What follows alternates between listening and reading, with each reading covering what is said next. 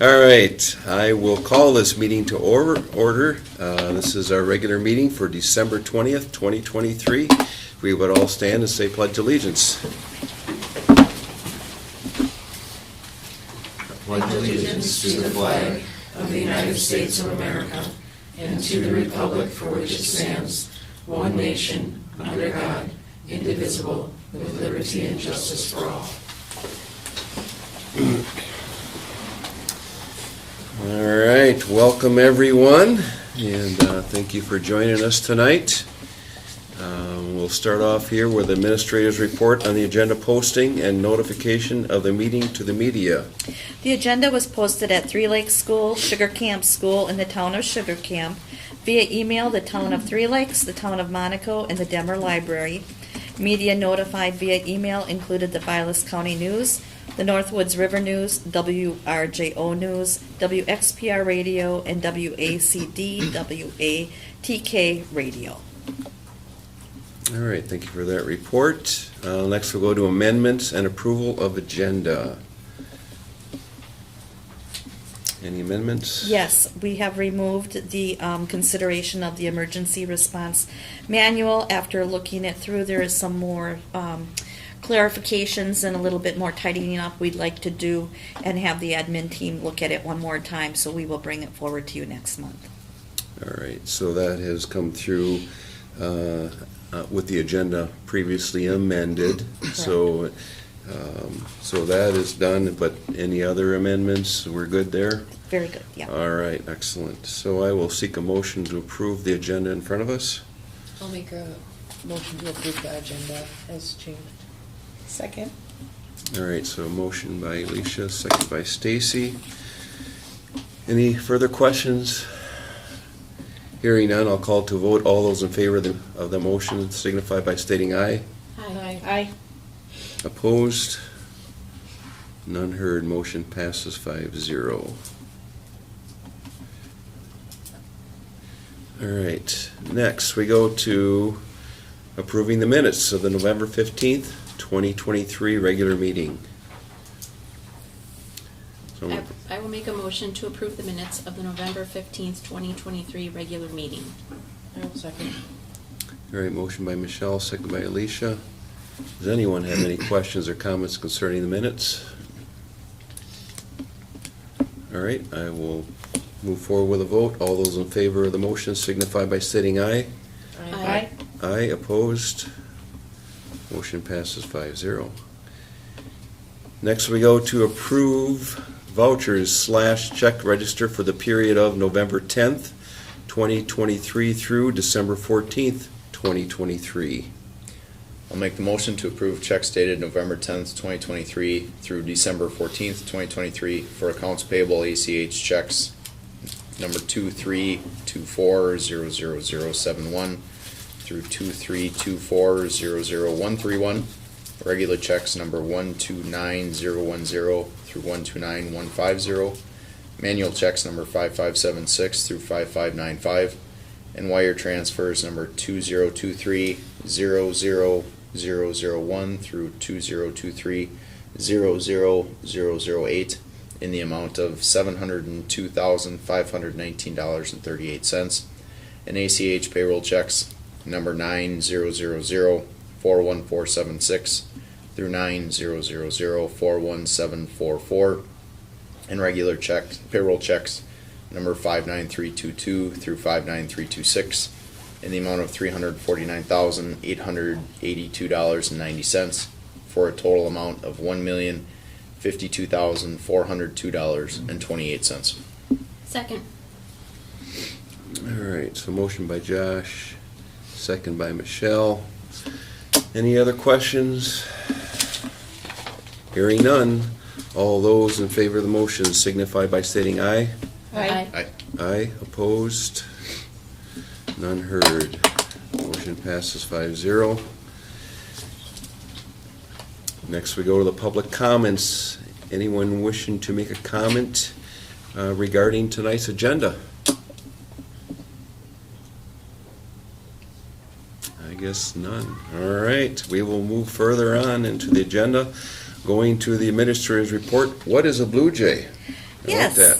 Okay. Well, we just wanted to give you a brief update. If you recall, during our annual board staff, admin, and community planning retreat, we had focused on one of the areas as our culture and wanting to really dive into what a Blue Jay is by characteristic and by definition.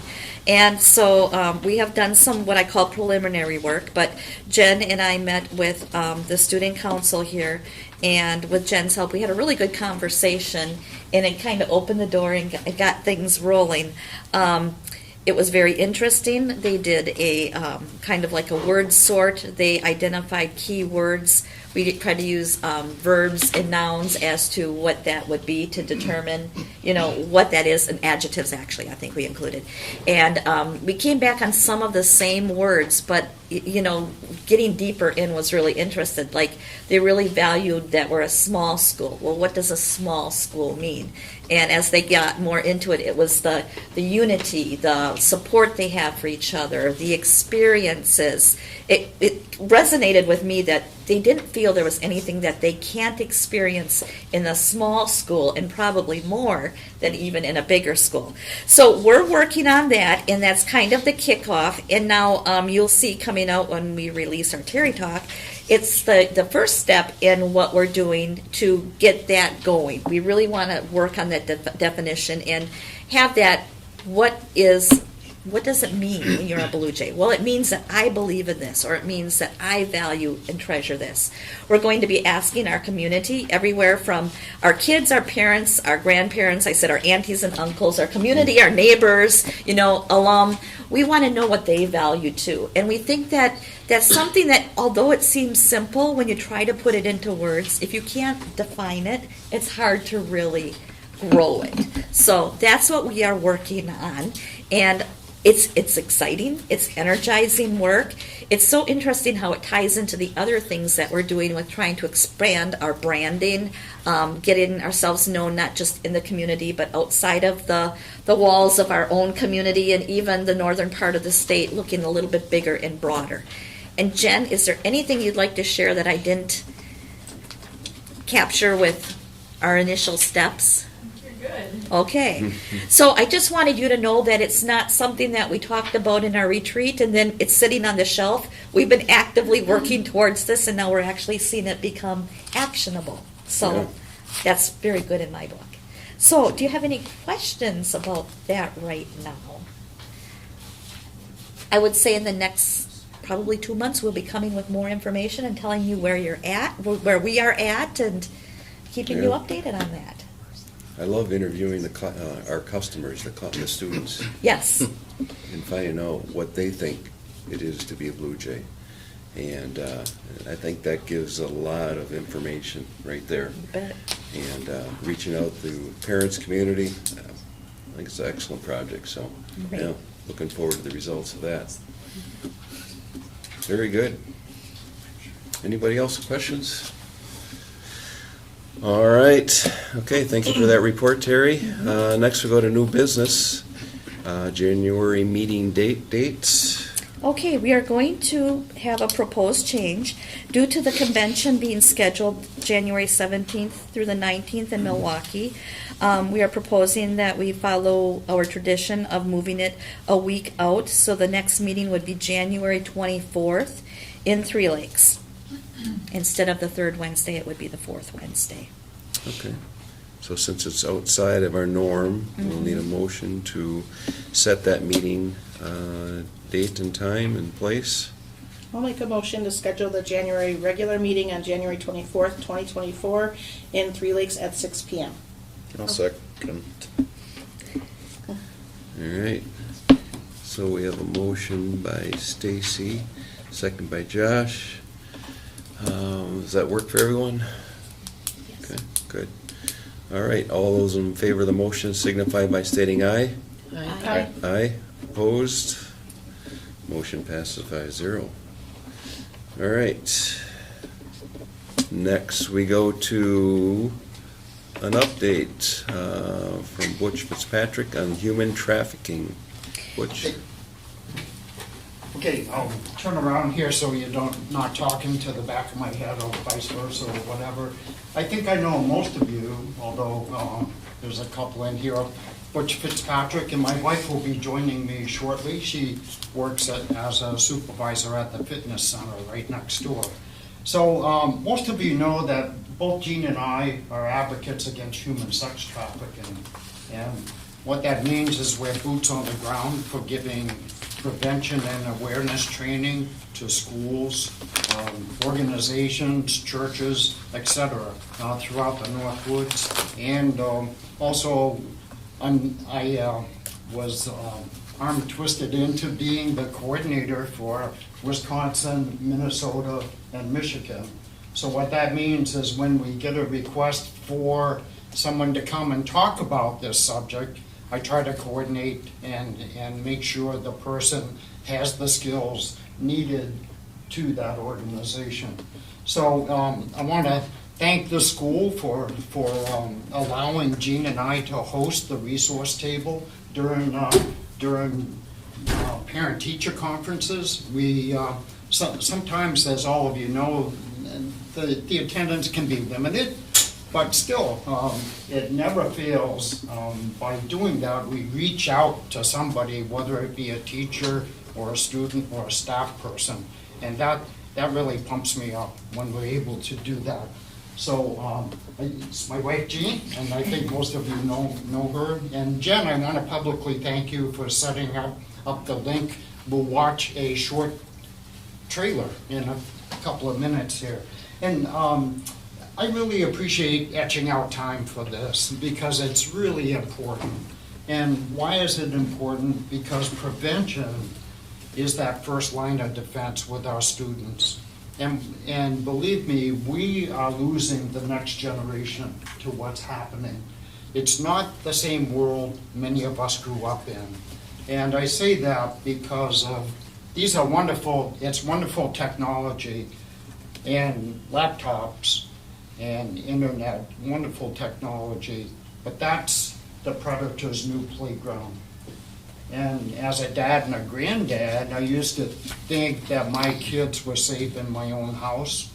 That is not the case anymore because the predator can come right through this and they can lure our kids away. So I want to talk about the mission of this town and how that ties into the importance of making sure our kids are aware of what human trafficking is, what they can do about it, and how they can protect their peers, their fellow students here in this school. So the town mission is it supports and strengthens opportunities, and I know Mike knows what this is, to make Three Lakes a place to live, work, and play. Okay, we zeroed in on this school district. We had choices when I came here as a district ranger, different locations, but we checked the schools out and we liked what we saw here, and we still see here. So I embrace that, and that's the passion I have to make sure that continues, that this place just really is emblematic of what the town says, but also the mission that the school has is teaching students to become productive citizens. So how do we do that when it's such a confusing world out there?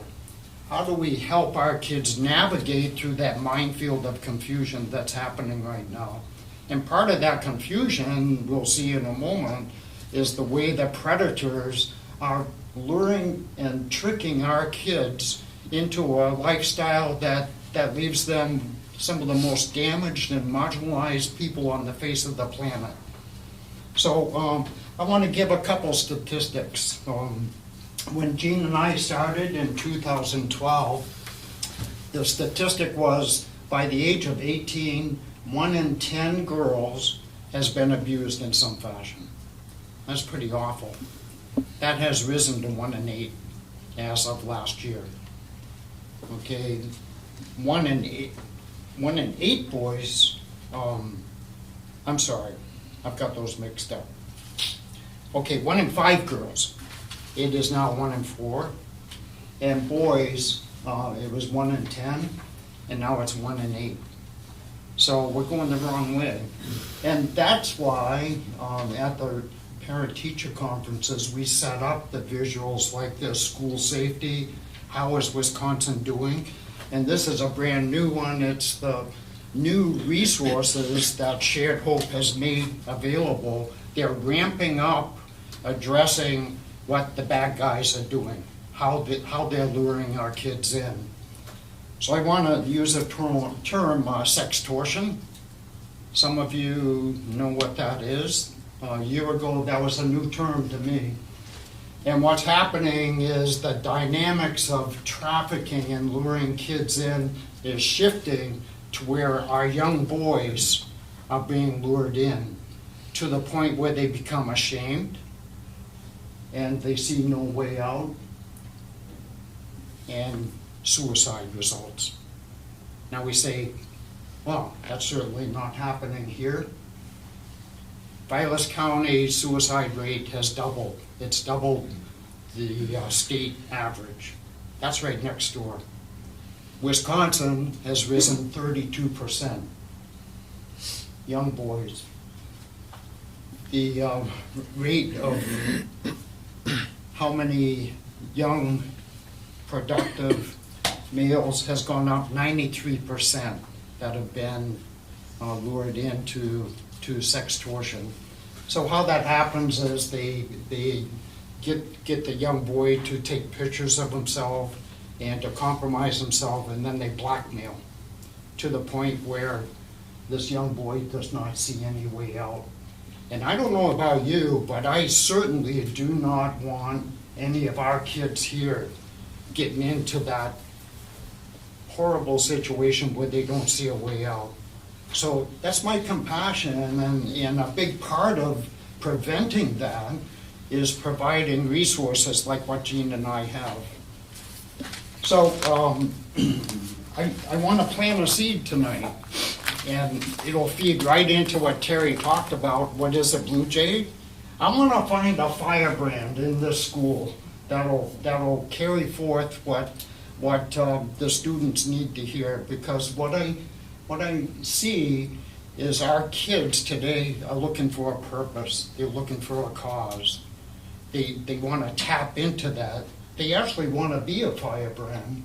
They want to be judged by their peers as having high esteem and move forward with that. So with that, I understand the senior curriculum, as part of that curriculum is community services. And what Jean and I would be willing to do is to coach and mentor a senior, or if the timing is wrong, we could start this year with a junior, to be able to present the resource material, videos, PowerPoints, incredible stuff that Shared Hope has available to their peers. And I really think that's a powerful opportunity, because it's not coming from like Jean and I, strangers to the kids. It's coming from one of their classmates. And it would be somebody that is interested in not only knowing what human sex trafficking is, the signs to look for, but how to prevent it and how to be part of their solution, and drawing their classmates in to this opportunity. And that's where this school district can really shine in the state. And I'm putting forth this idea. And we're willing to coach as best we can. Jean is my time person. Another statistic I quickly want to say is 69% of our kids in a national survey are talking to a stranger online. Okay? 19% have agreed to meet that stranger in person. What would we say as a grandparent or a parent if our kid walked up to a stranger on the playground and started talking to him?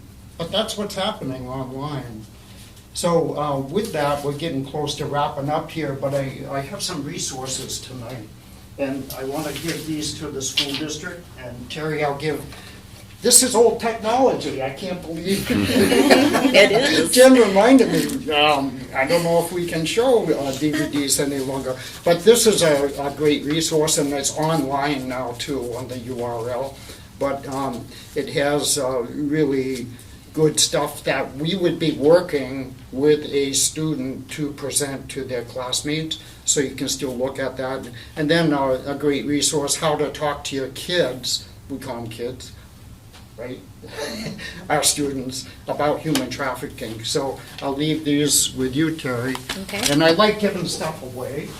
So I have a folder showing resources to the school district, and then one to the board. And then I have another one here. Justin, here you go. And also material that will be available to each and every student when a presentation is made. I made a copy of that, so you can look at this stuff. And I know life is busy, don't mean to load you up. Final thing, and then we'll zip right into a short trailer, which is one of the resources that we use. I had this notebook in the teacher's breakout room, and what I would like to do is update it with some of the new resources. But what I have is just a personal photocopier at home, and you can see some of the background eats up a lot of ink. What I was wondering is if I could make copies here at the school and then make this available to teachers and so forth. Can you leave that with us? I could, yeah. Yeah, if you could leave it with us, then when I talk with Ryan Bach, we could, and Justin, we could. Okay, that go would from be there. great. We can have it. For I can do it, but I'll eat up some ink Yeah. cartridges. So that's, so this is just a short trailer, and it helps answer some questions. What should I be looking for to know if my child is safe? What are the signs of trafficking? Can it occur here? And then could this happen to a student, any student in my child's class? Those are some of the questions that we all have, right? So, Jen, thanks. We'll just move forward with that.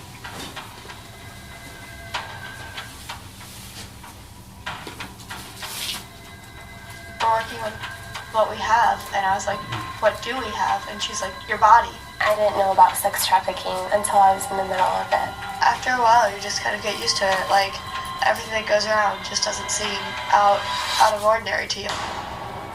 But we really believed that she was getting ready to be sold.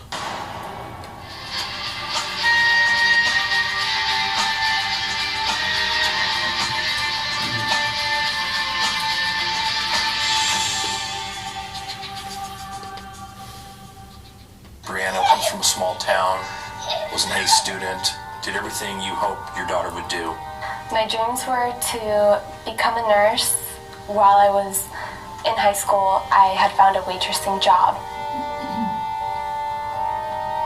I love school, I love being around my friends, and my science class was like my big thing.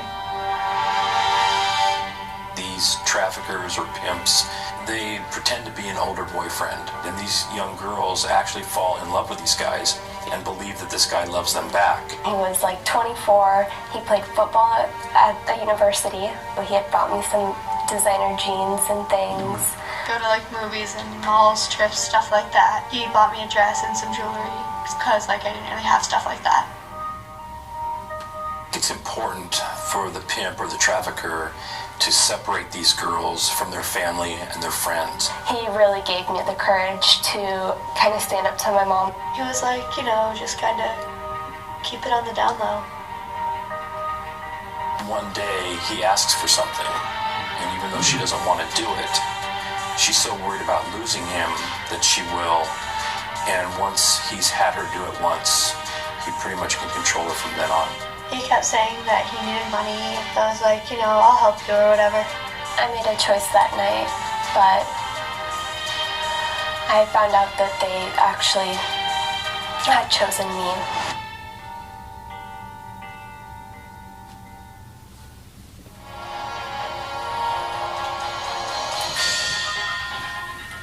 video is 27 minutes long, so it would fit into a classroom period.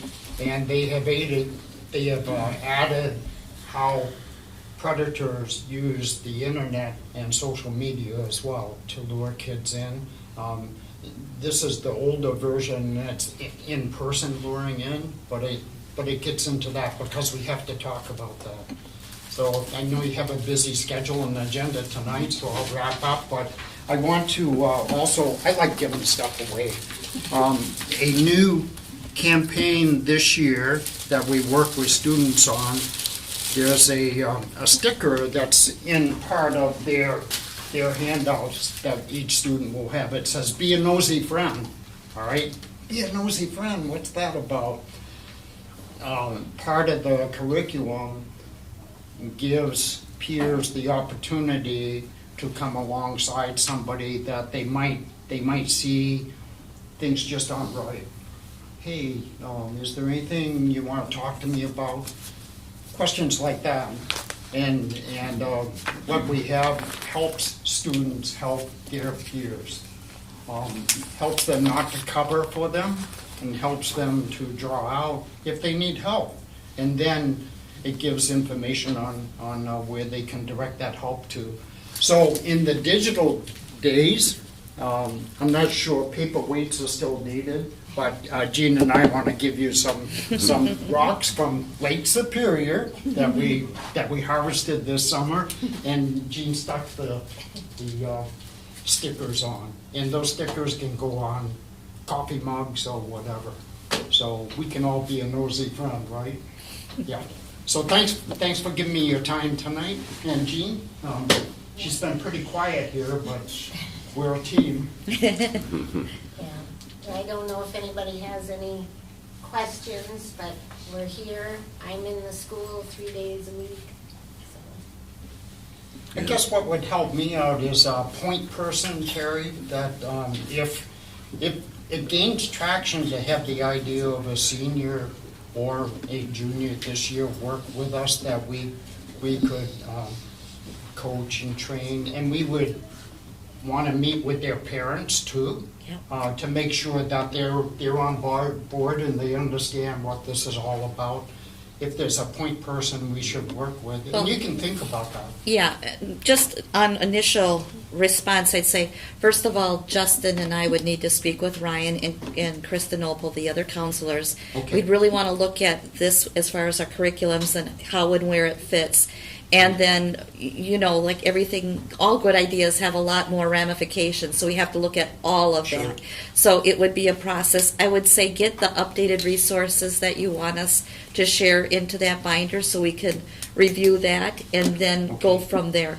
But we will let you know when we get to that point who that would be. It most likely would be Ryan Bach, but I don't want to commit him to anything without us Right. having preliminary discussion. Sure, understand. Yeah. In the packet are letters, example letters to parents, and there's a couple letters to school counselors and so forth. That can be used to help pave the way to this type of an opportunity being accepted.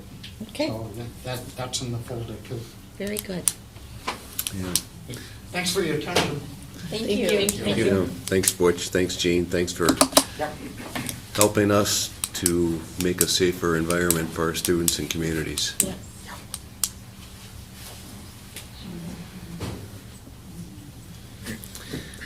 All right, so next we go to C, consider approval of the personnel report of new hires and resignations. All right, so we have some changes coming up here. Retirements, Terry Kroll, our VAX teacher at the end of this school year, and Renee Schaff, our high school secretary at the end of this school year.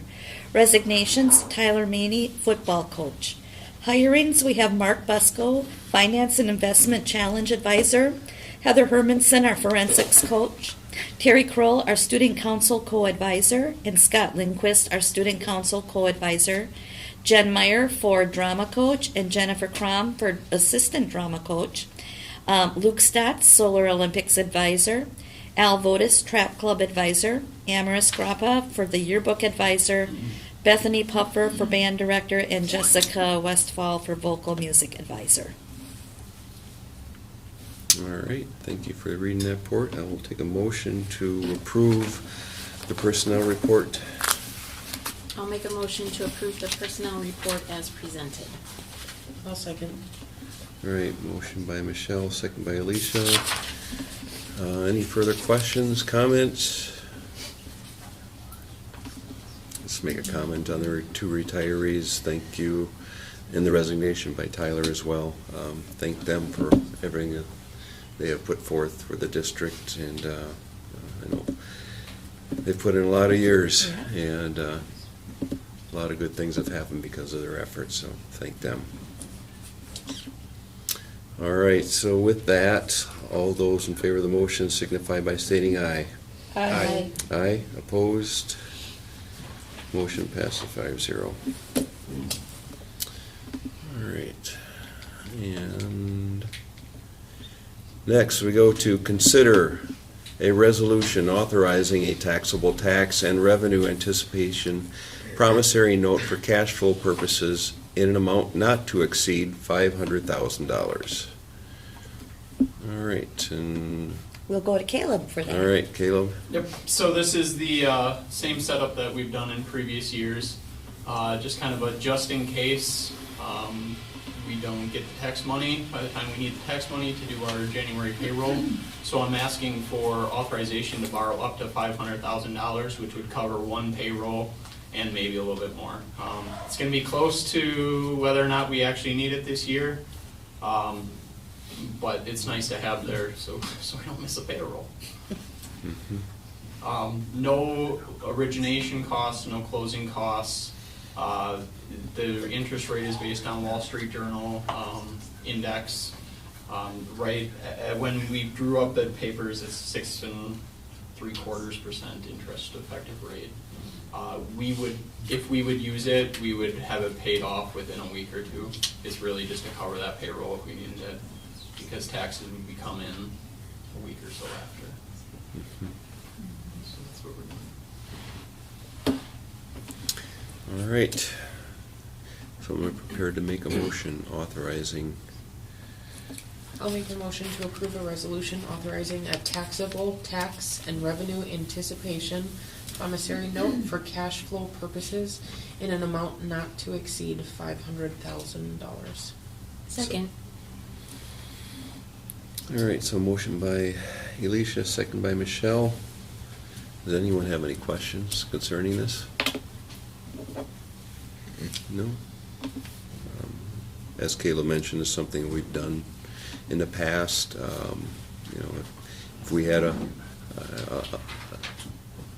larger fund balance, perhaps we wouldn't need to do that, but Yeah, and I don't we don't see have this that. being a thing next year, as we'll be getting that referendum money, but we passed the referendum, we're spending like we passed the referendum, but we Yep. haven't got that money yet. Yep. We'll get it in January.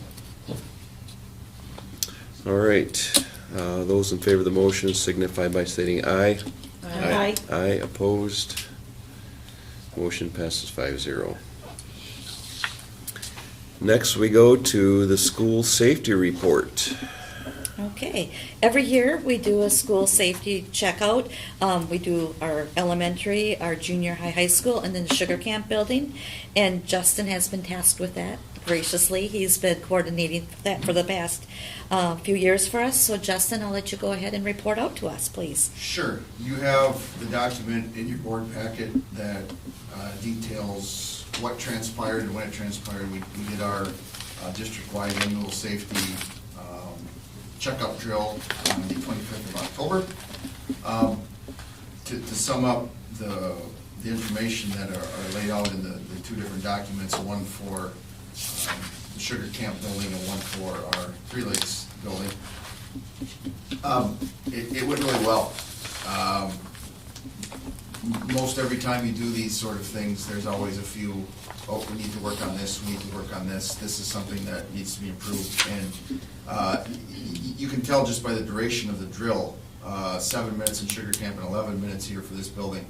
Things went really fast, and 15 to 20 seconds after the, when we went in from the hold phase to the lockdown phase, you could hear voices you didn't see humans, we not only checked the doors being, of course, shut and locked, but we look with flashlights to see if we can see any students or staff, and it was 0 in both, which is really, really good for us. As a parent, it makes me feel really good about having my kids here, and it should for all of us who are parents. We talk about this and practice it enough that it's become almost as second nature as the fire drills, which are, of course, a part of our safety plan too. That's a monthly thing where we work on evacuation of the building, and those, in terms of the fire drills, those never go more than a minute before the all clear is given that everybody's clear of the building. So, not a whole lot to report in terms of, we got to work on this, or this was a real soft spot, and publicly thank Chief Lee. Oneida County also sent a deputy over here to help to sort of police the event and make sure that things are going up to speed from a law enforcement perspective. And we always have a little administrative team conversation afterwards. It's like, okay, what did you see? What do we need to improve on? And we're all thumbs up. So it went well. There's a necessary signature page for board to sign off on for both documents. We hope to get that so we can include this in our annual report to the State Department of Justice that we've done our annual requirement. But we don't do it just because it's an annual requirement. This is good stuff to have staff and students be accustomed to, I guess.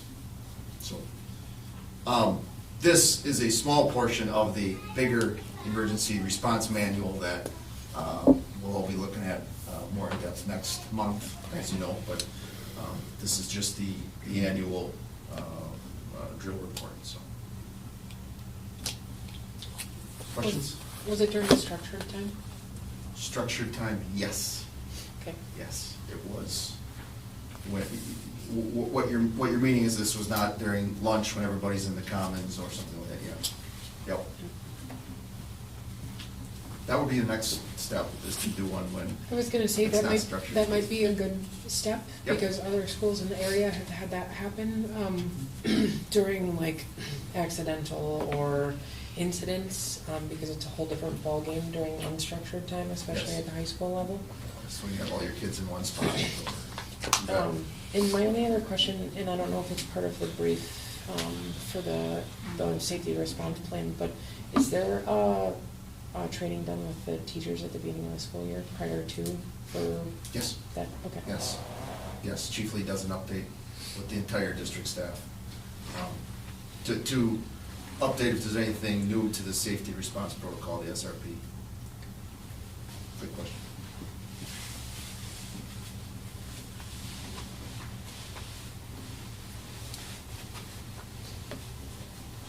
Just a comment, Mike. I functioned on a national incident command team for many years, and we would run through simulations, and we learn a lot from those simulations, and it's really good to hear the schools getting on top of that. The one thing that really stands out is answering the question, who's in control? And I know we're close to the police department, but that's the one place where we, in my experience, things have fallen apart. So I just offer that as part of this scenario as being a really important question for people to understand who's calling the shots until like the fire department or the police get here. So I offer that. Thank you. All right. Any questions, board members? No? All right. Well, thank you for that report, and happy to hear that things went well, and I like that thought and question. How do we improve? How do we make it better? So I think that's definitely an important part of the whole drill. So, all right. Next, we go to the Nexus Facility Study Update. All right. Sometimes I question if I understand things correctly, but I really thought we were on the right track in October when we had our meeting, and Rob did tune in with us in Zoom, and he gave you the outline of the timeline for the 2 years, and looking from January of 2023 through December of 2024. And, you know, I believe that we all agreed that what we want to see is specific plans attached to our district, not another district, the 10-year plan, which I believe we were assured that we would have those copies in hand prior to our meeting. In November, that did not happen, and so it was going to be this month. Well, in talking with Rob and stuff, I want you to know, from the district side, we have had multiple meetings. Everybody administratively sitting here has been in at least one, if not 2 meetings or 3 meetings about our maps, what we see, as Josh referred to, as the needs and the wants. We have provided all that information. And in speaking with Rob to get the materials, they weren't printed yet, and he said he really felt that he wanted to present them at the time of the presentation, like come tonight and share them. And I did speak with Mike, and I talked to Rob again, and that's not what we have asked for, and I think we've made it very clear. So I did talk with him again at length, and he said he will do exactly what we want, but because it's not as time sensitive as if we were looking for going to an April referendum, which has been explicitly clear all along that we are not looking for an April referendum or even necessarily a November referendum, but our main key interest is the long-range 10-year plan. I know I'm being repetitive, but I really wanted on the public record that this has been the goal from the get-go. And I just feel it's extremely important to our public that we keep that clear. So he has assured me that he will have that booklet to us in advance. I told him our meeting is the 24th, that we would require it by January 10th. So you have it in your hands, you know, for a substantial time to take a look at it. And with that reason being that I didn't feel that the obligations were met on that end, and I couldn't present to you what we had in effect agreed upon, it wasn't worth us taking that time. I can tell you right now that based on the presentations that we have sat through with our principals and admin team, you know, it's going to be a 2-hour session when you get right through to the maps, and that's without going into the line-by-line items as far as the deferred maintenance, the projected costs in the future, and then if there's any updates, additions, you know, getting more into the wants or the future planning. We talked about phase 1, phase 2, phase 3, phase 1 being what we really need right now, and that's our long-range plan and what maintenance projects need to be done. Phase 2, what isn't urgent at the moment, but probably in the next 4 to 5 years, and then looking out more down the range of 10 years and beyond. So I wanted to just formally state that with you, and that's why you're not meeting. Rob was very willing to do a presentation without that booklet or with it be presented to you tonight. I was not comfortable with that, so I said we will hold until next month. Yep. Do you have any questions for me on that? And I hope you support that as the guidance that I went with. Okay. Does it need to be a special meeting all by itself if it's going to be 2 hours just for that? Well, what do you think? It would be ready the 10th. We are meeting on the 24th, is it? Mhm. And in that week prior, we'll be in Convention. Milwaukee. So they're probably going to need time. Never mind. I'm not sure how much space Yeah, no, never mind. is in between that, but it's a good point, Michelle. But not feasible with everything going on. 'Cause by the time we get it in the 10th and give ourselves some time Right. to look through it, a week later we'll be in Milwaukee. And the following week we'll be Yeah. sitting here in the boardroom, so I guess we'll just have to see if we can keep a lighter agenda, I guess, if possible, if that is. But yeah, I mean, it's, The 2 big items will be the emergency response manual and then the Nexus presentation, and they'll both take some time. The manual won't take 2 hours, of course, but I'm sure you'll have some questions and feedback and such as well. I think getting the information ahead is gonna tend to make it a little more efficient than it would be otherwise. So, Terry, are Very- you confident that he's actually gonna have the documentation for us? Yeah, because like he was going to be bringing hard copy with him tonight if he came. So I'm taking that on the value that that was his intention. His hesitation was not wanting to share it with us in advance. And I think that's something that the board has agreed is a necessity to have it in advance. And I just, even if it was ready Monday, it could be mailed and in your hands in any amount of, you need more than an hour to look at that. yeah. So, Looking at January's agenda from 23, I don't know that it would be, I don't know that it would be too bad to have it on. yeah, I think it'll be okay because we'll be setting our special ed enrollment caps and things like that. It's kind of your routine Mm-hmm. items next month. All right. Any other questions? Very good. We'll move on then to review and discuss the 2023 school report, card report. Who's first? Well, Jen, can you put it up for me? She's such a good helper for me. This will be a little bit, so we might as well. Yeah. But I like that. Right, and I'm actually gonna move on to.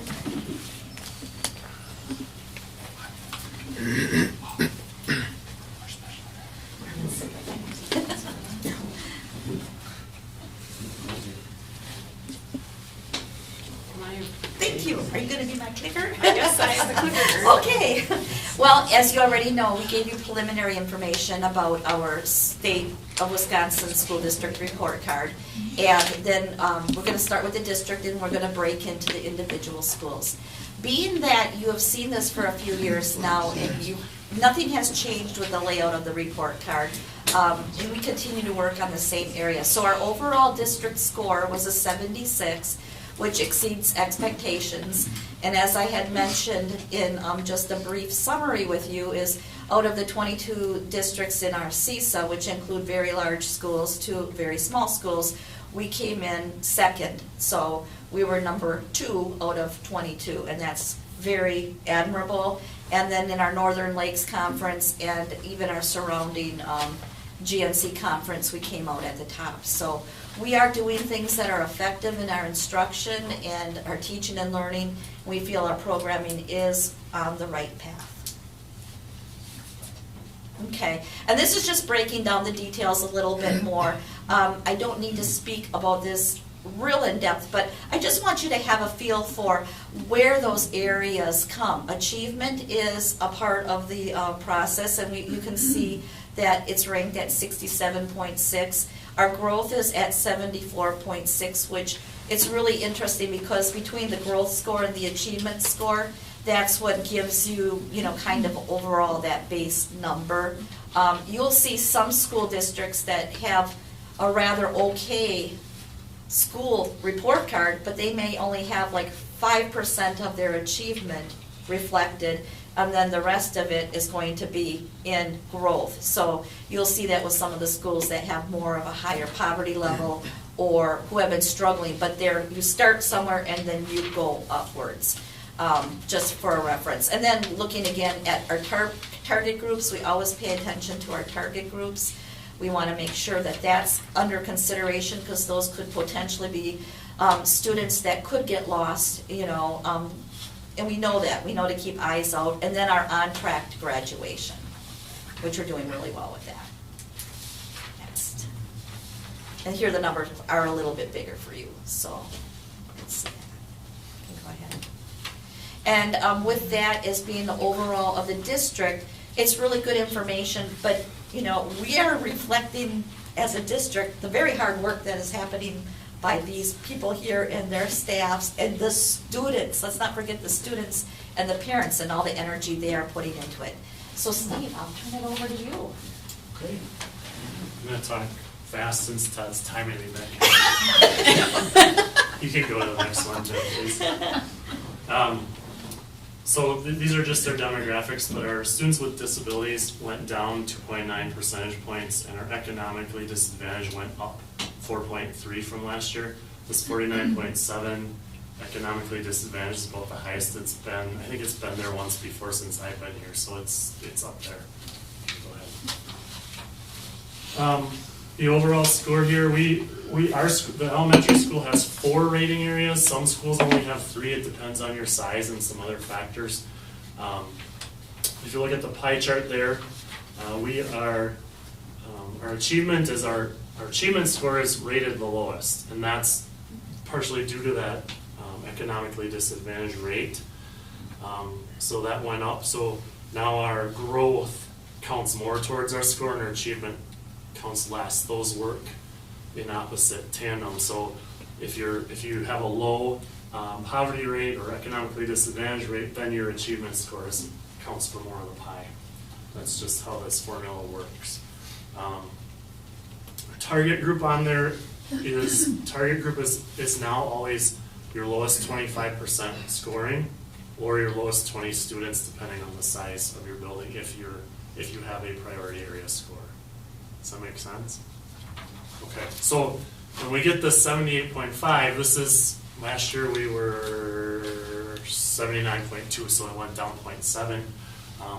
You're going to see in a minute that the achievement scores went down a bit, but our growth scores went up quite a bit. So they just kind of flipped position, and the score pretty much stayed in the same spot. All right, achievement. Last year this was 73, this year it's 71.8. ELA was 72.6, math was 71. We'll look at that more in depth here in a second. Okay, go ahead. 3-year averages. This is kind of a mixed bag, at least at our school. Like when you see some of the other schools, you'll see some nice trends. We have our highest one in the middle there on ELA on the left side. I like that our advanced number has grown each of those 3 years. Not as happy about the proficient going down for the ELA. You'll see in a minute what happened with ELA. Our math scores have made some good progress. We're getting a higher rating there. So this one is a 3-year average. It's 1.5 times the current year, 1.25 on the middle, and 1.0 times that lowest group. And they take 0 for basic, 0.5 for, 0 for below, 0.5, 1 for proficient, and 1.5 for advanced. So the higher you are, the more points you get, and then they multiply the nearest year, the most recent year, the most, and the farthest year out is rated the least. But they're all in there, so it's a 3-year rolling average. Okay? Growth. This one, our ELA growth score, even though our ELA achievement score dropped, our ELA growth score is pretty good. It's 83.1. You'll see that in a chart, I think, in a minute here. This was 74.6 last year, so it's higher this year. So the achievement and the growth kind of flipped spots, which is why our report card overall score kind of stayed in the same place. So they just kind of traded. We're a little lower in achievement, we're higher in growth. Same basic outcome at the end as far as the overall score. Okay, target group outcomes. This is our lowest 25%. Okay, so you take all of them, it's the lowest quarter of our population. This is the 3 most recent years of testing. Last year this was a 76.9. This year it's up to a 77.4. I feel like we're doing really well with bringing up those lowest scorers, the kids that are furthest behind. They're making some good growth in both math and ELA at our school. One, I'll tell you in a minute when I look at it, but one of them was the same growth rate for those versus the general population. The other one was higher for our lowest kids. So they're making some gains compared to just that trend line, the average student that's in there. Okay, this I'm going to spend a little bit of time on. This is a concern. I think you might see this repeated with some of the other presentations. On track to graduation at the elementary level is based on three things. One is your attendance rate, one is your chronically absent, and the third one is your third grade ELA scores. Okay? So the biggest thing here is last year this was a 91.8. The year before that it was higher, and the year before that it was higher. This is a definite trend that we're sliding down, and it's mainly due to chronic absenteeism from what we've looked at. Attendance for this year, okay, one thing I should say, the attendance is it's lagged, it's 2 years ago. So this isn't our most current year of attendance, it's 2 years old. So this isn't COVID, but it's a year after that, or 2 years after that, 19, 20, 20, 21. It's not the COVID year, but it's slightly after. But I'll tell you, the numbers aren't looking good this year either. This is a trend that we're dealing with. Chronic absenteeism was 88.5. That means we have a large number of students. Chronically absent is defined as 10% of your school year, so for a 172 or 4 day year, that's 17 days. We have 20% of our kids that have missed 17 or more days in this year that we're looking at. Steve, you said this is the 2021 year? It's what are we looking at here? So that 22, yeah, it's 21-22. Is that what you said, Josh? 21-22. It's Okay. not the Okay. most current, it's not the Okay. 22-23, it's the year before. Okay, thank you. Okay. What? The year after masking. The year after masking ended. Yep. Okay, thank you. Yep. So, lost my train of thought here, let's see. Sorry. That's okay. It's 88.5 was the score for chronic absenteeism. The year before that, it was 93.3. The year before that, and remember we didn't have scores in the COVID year either. But we've been at that mid 90s, and now we're dropping below 90 into the 80s. I'm getting phone calls on this from parents that they don't like that they're accountable for attendance. It is an issue. Okay, so a lot of it is due to some of the taking the vacation policy. A lot of it is just absenteeism that we didn't used to experience. Okay, so that's something that we have to look at some point here. The other part of our score, third grade ELA, was quite a bit lower than it was in the prior year too. So that's hopefully is a blip in our scores as we go here. Okay, questions on that? I don't know if I'm being clear about the attendance piece, but I think you'll hear it again with the other presenters. Go ahead, Mike. As long as you're asking for questions, so some of it you said is just, parents looking to take their students out on vacation. Do you think there's also an increase of students staying home just because everybody's a little more cautious about their health and not spreading, or? I think in the year that we're looking at, there probably was some of that, but I'm not seeing a better trend right now in the year that we're in, almost being halfway through the year. I think it's definitely a shift in population and expectation. Whether that's due to going through COVID or not is hard to say, but a lot, when you look at it, I'd say at least half of them have 4, 5, 6, 7 or more days where they're taking a trip, and then they come back and then they are sick, and it's like now you're pushed over that threshold. And I think the state recommendation or mandate is 10 days, and ours is 15 days. So there's a discrepancy, I think, between being penalized for this here and some of the other things that are going on. We're penalized on the report card for having this chronic absentee rate, but I don't know. I guess maybe just hold your thoughts on this, and you can see when others present too, because they'll talk about this as well, I believe, or at least Todd will. How is the rate of truancy going?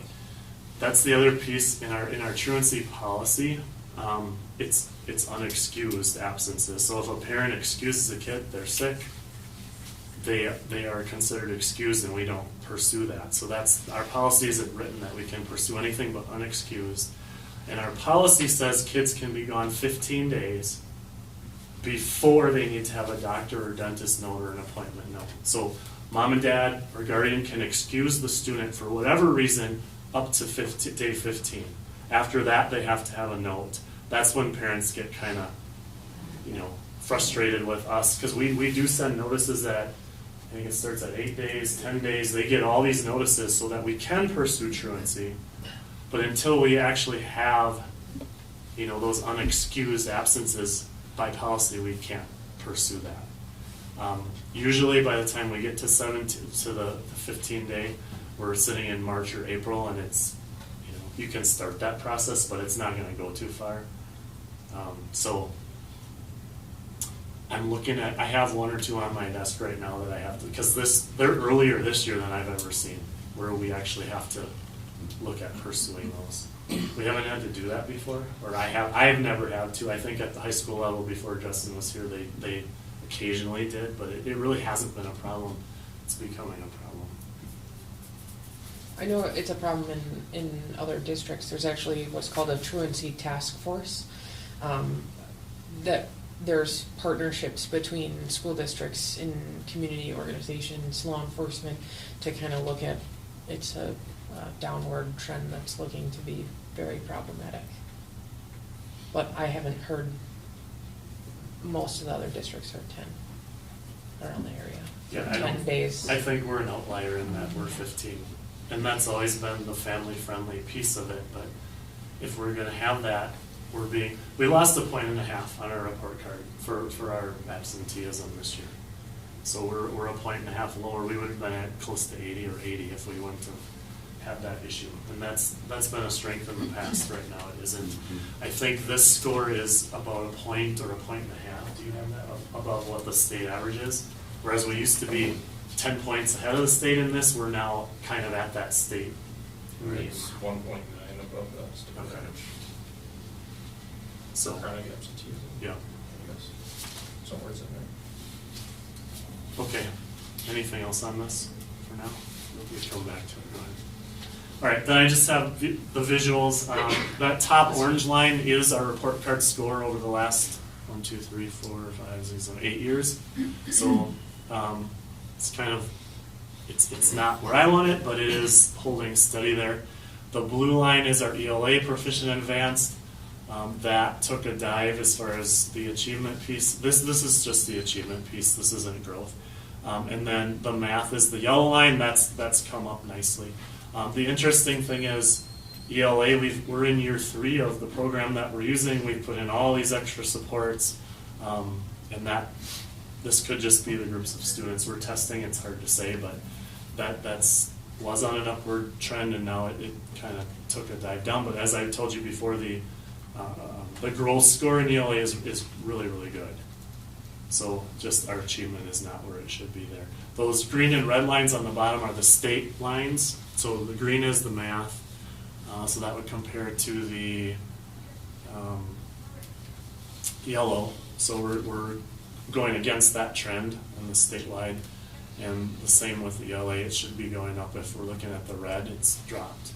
Okay, you can flip that, Jen, please. This is math, yellow and blue. Blue is female, yellow is male. So our boys are scoring. Last year they were just about at the same point. Our boys grew a little faster than our girls here. And again, that is not the same as the state trend line for math, so we're doing a nice job there as compared to the state. You can flip that, Jen. This is ELA. So remember last year I talked about that boy-girl gap? Well, we closed the gap, but it closed because the girls' scores dropped quite a bit. So that's not what you want, but that's what happened there. Still not sure why, but we'll see what happens with this next year. We are 101 boys, 65 girls in the elementary. So last year that gap was, we had 30 more boys, now we have 36 more boys in our elementary grades than we do female in 3 Lakes. Okay.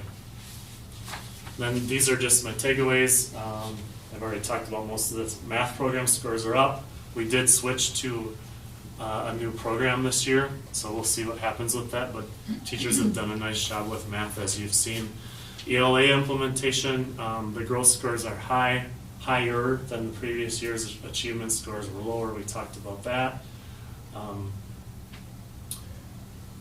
Talked about flipping achievement and growth, same overall report card rating basically, and then our science and social studies proficient and advanced is shown there as well. So, questions or points of interest? Anything? Okay. Very good. Thank you, Steve. Good job, Steve. Nice job. That's right.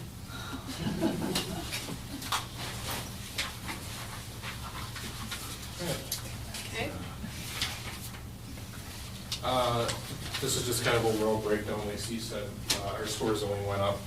I think went up 1%, which is basically one kid in my building. So for students with disabilities, and then dropped economically disadvantaged by like 1.5 points. So. All right, so we significantly exceeded. We went up in that by, from last year, 2.7 points from previously, which we were at, exceeds expectations, and that jump obviously put us in the significantly exceeds. One thing you'll notice here, we do not have a target group outcome because we have less than 20 kids in that bottom 25%. So that will be something that is different than us. We're just, it's because we're small. So. Okay, priority scores. Overall, this went up almost 7 points. ELA was able to go up 2.7 points from last year, and then math jumped tremendously up by almost 11.2 points. So we saw a huge increase in our math scores for achievement this year, and you'll see that in our growth too in the next slide. So this is something I'm kind of mostly proud about. You'll see that orange line there, which is below basic, and you just see that number keep dropping and dropping and dropping and almost becoming nothing, which I think is really awesome. And then, especially in math, you see the lighter blue go up, which is our advanced. So we're hitting those kids who are struggling, and we're also kind of challenging those ones that are willing to accept the challenges. So both of those lines are going up in math. And just that kind of straight growth is awesome to see, and that's why our growth score, which you'll see in a slide coming up, is, I think it's like 95 we got for a growth score, so it went way up. ELA, again, just kind of highlighting that below basic number there, where we were continuing to drop there, and we did drop a little bit on our advanced, but overall pretty good. So. Again, just another way of looking at it, comparing our below basic number to the state below basic number, where the state is at 26.2% of students are at that level. We saw the 7.8% of our kids, and that's just for ELA. And then you can kind of look previously years to 2020, 2021, we were at 17.8, then at 12.5, and then this past year we were at 7.8. So seeing growth hitting that below basic number. So. These are the numbers for math then, as far as advanced and below, just highlighting those numbers. So below basic and insured camp, we were only at 3.9, and the state average is 23.7. So this is where we really see our number kind of increase with our growth number again. So. All right, so there you see the growth score. We got 100 in the math, and I think the easiest way to kind of view that will be on the last slide, but just to talk about it, our numbers have increased for the last 3 years. So that COVID break was kind of like the last, that's basically where our numbers started to increase. So we have increased for the last 3 years in a row, and that's why our math score, so ELA has also gone up. And then just highlighting that the score is the 97.7 percentile in the entire state as far as the growth. So something to be proud about. Again, we don't have target outcomes because we have less than 20 kids in the bottom 20%.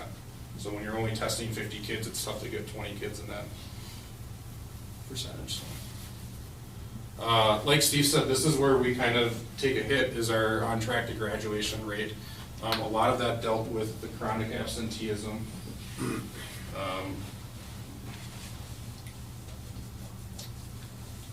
me see if I have the numbers on this slide here. Yeah. So it actually, let's see, what slide are we on, Jim? Okay.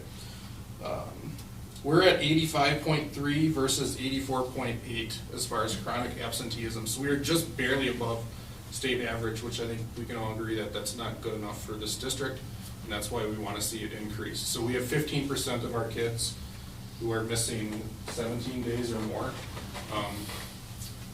And I kind of did the math. I just looked at this year's numbers, and I just pulled them up. And I had this kind of later on, but we have 22 kids who I would consider almost at risk for reaching 17 out of our 120 kids, so a little over a fifth. We have 22 kids who are at 6 days or more already before we go into Christmas break. And I would probably expect we're going to have a few kids that go on vacation around spring break that it just doesn't match up. So I kind of looked into that. We had 12 kids that went on a week-long vacation out of those 22. So I think it was like 60 or 50%, 55% of those chronic absentee students it's because of long trips, which I have a hard time cutting back on because I love that kids are able to travel and go see things with their families. But that's, like Steve said, you take 6-7 days and then you're sick for 6-7 days more, and it just adds up and it piles on. So we had a number of kids that had some like severe illnesses like COVID, hand, foot, and mouth, stuff like that obviously you're out for a week as well, so that adds on to the number as well. So that's the graduation. Go ahead. One thing that really helped us out with that score is our third grade ELA. So our score was a 79.6, which is significantly above state average as far as our ELA score in third grade goes. So what that tells me is that our 4K to second grade is really doing a great job preparing our kids for third grade, because they're coming into third grade with a lot of knowledge, and then when they do get tested, they are able to do nicely on that test. So I think a lot of the Hagerty stuff that we've been doing, a lot of the phonics stuff that we started 3-4 years ago, I think it was, Hagerty, 3. I think that's really preparing our kids for what they see on these forward exam tests. So, all right, these are just some trend lines then. The top blue score is our report card score.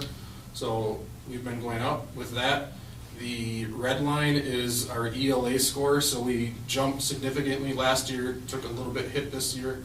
And then you can see that yellow solid line is our math score, which has gone up every single year for the last 3, which has really helped our growth score. So the really light red and light yellow line that go kind of across the entire page through that COVID year when we had no testing, that would be our trend line.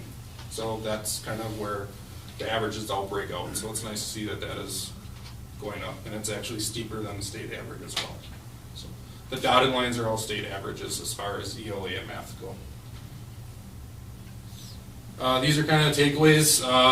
Like I said already, math scores are going up. Steve had mentioned to me about his gap between male and female, so I just kind of looked at ours as well. We're pretty good with math. Our ELA scores, our males are actually testing slightly better. There's a 13% gap there, but you have to kind of keep in mind with testing 50 kids, it's 5 or 6 kids that are making that difference. So, 4th grade testing, we were 100% advanced or proficient social studies and 91% in science. And then, like I said earlier, 55% of our high absences, and this is this year, but I'm sure the trend is similar to previous years as well from last year, even the year before that, as far as that goes. Those are just kids that have 6 or 7 days or 5 to 7 days of vacations already this year. So I can just send all my boys over to Sherry. Send some of their girls. Send some of the girls over Here. there. Yeah. Even it out. any questions? A question in terms of, I like the statistic about the chronic, I should say the absence, 55% are from family vacations. And those are the kids that I kind of isolated that currently have 6 or more days already. And I just kind of looked, Angie and I went through the list and like, oh, who's taking a long break or who's taking vacation time? And that's the way it broke out, so. So how does that work today? I mean, back when we had our daughters in school, when we went on vacation with them, they got their work ahead and they turned it in when they came back. That's still the case, I would assume? Yep, that's the case for a lot of them, yeah, as long as we're made aware of it. And they do have to fill out a form beforehand, an excused absence form. So. I was actually gonna ask a similar Which is, question. it's kind of interesting though, because we do have, and not that our apps, I mean, we're slightly above state average, but then to have our test scores and everything like that too is pretty impressive, I would say. The fact that, I mean, both schools, even though we have kind of a absentee issues, our kids are still learning faster than state, so. So, just tagging on to that, it's just, I mean, is there any, if this is a statewide thing, I mean, is there any way to take into account that, okay, yes, they were gone, but yes, these kids completed the same amount of homework? There isn't now, but that is what is in legislation right now with the new truancy task force, and we have been very, very vocal as superintendents, especially in the Northwoods, because you have a couple of factors going on. First of all, you need to remember your public school students, they're also consumers too. And the old days of if you miss 10 days, all are part of a day, which is what state law says, that becomes a truancy issue. You also have families who are reflecting what you're saying, that the family trip, the value of that, they're getting their work done. Okay, so you have an illness, you have a family vacation. These kids are good students. There's no credit being given to them. They're thrown in the same pot. Mhm. You're also making another assumption that it's because kids are choosing to stay home or parents are keeping them home. There's a real mental health illness situation where there are many kids who are now facing those kind of conditions that are affecting attendance, and that is not necessarily equated here. So we've been actively working the past year, but the last few months really heavily with looking at that, and if nothing else, taking this as a credential or a criteria, I should say, out of the school report card, the state report card, or at least find a better way of allowing districts to report out the factual accountability. Mhm. So, yeah. But right now, no, my word is antiquated. Yeah. We're using a system that does not reflect post-COVID. We spoke ad nauseum, if your kid has a fever, if they're sick, you keep them home, you know? So then now to say, well, send them to school, we still have the same criteria. If there's a fever, we still want to make sure that we're thinking about health first.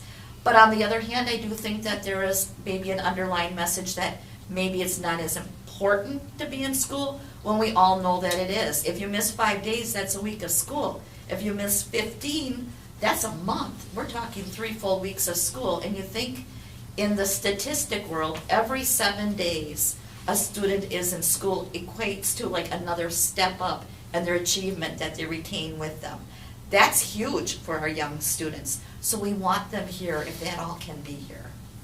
Yeah, and, you know, it's definitely huge, but like you say, it's antiquated. I mean, education has changed. I mean, look at how many people are doing, you know, Online. at home, online, Blended. you know, whatever the case. Yeah.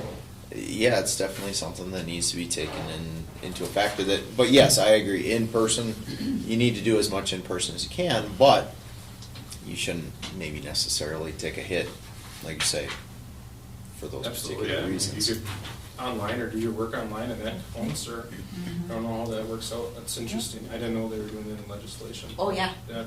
Hot topic. Almost figured they had to, just because Yep. of, like you said, because, you know, especially because of the online options. I mean, look at us. I mean, we even have at-home days where kids are required to do online class work, so.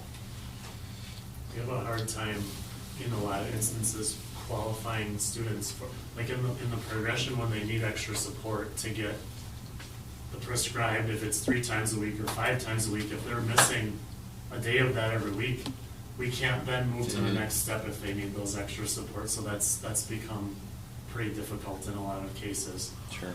Yeah, even and that's, for- you know, some of it that we're dealing with right now with the students in like tier 3 intervention for reading, and they're gone 3 out of 5 days of that week, then we're not meeting 80% fidelity of that intervention, so that just prolongs the intervention, and it becomes a downward spiral. Obviously, the students aren't making progress. But we're saying that the 55% that are taking family vacations are not generally the students that are needing those interventions. Is that fair to say? I would not, I mean, You'd have to more, look more at- often than not, but not all of them. There are some that shouldn't be gone and are gone. I mean, I shouldn't say it that way, but they're, yes, they need those extra supports and they're still taking those trips or taking those time away. Sometimes it's just, like, I'm going to Florida to visit grandma for Thanksgiving, so they miss 4 days. You know, it's not necessarily like I'm going to Paris or I'm going to Disney World. Sometimes it's family stuff out of state, or a wedding or a funeral that they have to go to, and they sign off that way. So it's not always vacation, you know. Right. But yeah, I wouldn't say they're all, you know, your high flyers. Sometimes it's kids that. And, I mean, we're talking elementary kids too, so it's Yeah. I mean, Probably different than I know that when I was younger, elementary was the time that we went to Disney World, and we did those things, because when you're in high school, you're in basketball, or you're in football, you're not able to get away from it for a week. So I mean, there's that too. I mean, I look at employers in Sugar Camp, and when are you guys the busiest? You're busy during summer. You have a little more time in winter. You have a little more time during the school year to take families places. I mean, Economically hard. more feasible I don't know too. what the answer is. I do really like the online option though, if you can make up some days that way, or have those days count, that'd be great. Because those kids are doing work when they're down there, or they're doing it beforehand, and which allows them to go, so. Interesting. Thank you. Guess that's me. I guess I've been given the honor to do this. I really can't take any credit for any of this because I wasn't here when these scores were accomplished. But if you look at the overall score on the left-hand side, I've been told that that was a marked improvement over past years. You know, that's, you know, how that compares, like, you know, Terry was saying, according to other schools, we're doing quite well. Steve did a really nice job of breaking down the priority area weights and shows how that score is comprised, and we have those 4 areas of achievement: growth, target group outcomes, and on track for graduation. Much like our building here, the elementary here has, obviously Sugar Camp only has 3 as a smaller school. So if you can move to the next slide, please. If you look down on the bottom left down there, you'll see English language arts scores and mathematics scores. That's a composite there, the 68.1. You can see our scores are in blue, and that compares to state averages below that at 59.7. So you can see that we're doing quite well in both of those categories for achievement. Crossing the river over there to the growth, looking at the English language arts, again, in mathematics, you can see that our growth is also pretty substantial compared to state on the ELA, but the mathematics, we're right in there, close to state average on that. So now this is confusing for me because having been a soup for a decade down south and having dealt with this for years, it's all upside down for me because usually proficient in advanced is on the top instead of they've got it on the bottom, so it's a little bit different. But if you notice, the advanced is kind of that light blue on the bottom, and then the purple is proficient. You can see it's a really nice ladder of progression there from the last 3 years for English language arts on the left, and then also math on the right. Now, the numbers are a little smaller, but the progressions are going up in those categories. So that's something to be proud of. So, go ahead. All right, looking at growth. Again, this is, you know, the lowest 25% of our population, and you know, the section on the right kind of shows you where we square up with everyone else. You know, we're doing quite well in that area. We've got a lot of interventions in place, you know, in our building. That, I'd like to thank a lot of folks, but, like Amy Johnson has done a lot of work with our people, ELA especially, getting people on track, helping the kids that are in that bottom performance area become better. We've had pull-outs for kids through our RTI intervention, Tier 1, Tier 2. So we are providing a lot of extra work for some of those areas where we need some of that growth. So, on track for graduation. Seems like a lot of pieces were put into this thus far, and I would share some of the sentiment. We're at 89.7, and with the attendance pieces that go along with that, I'm seeing some of the same things. I've got a family I think it's a family of 3, if I'm not mistaken, and obviously I'm not going to mention names, but they're going to be gone for like a month and a half, out of state. And that's just one instance, but there's been a lot of kids gone for that similar fashion. And just to add into this, having done attendance for many, many years, I don't know that I've ever worked in a district that doesn't have the 10-day policy. I mean, when I had heard that our policy was 15 days, it was something I had never experienced. And it is very hard and difficult to keep kids in school.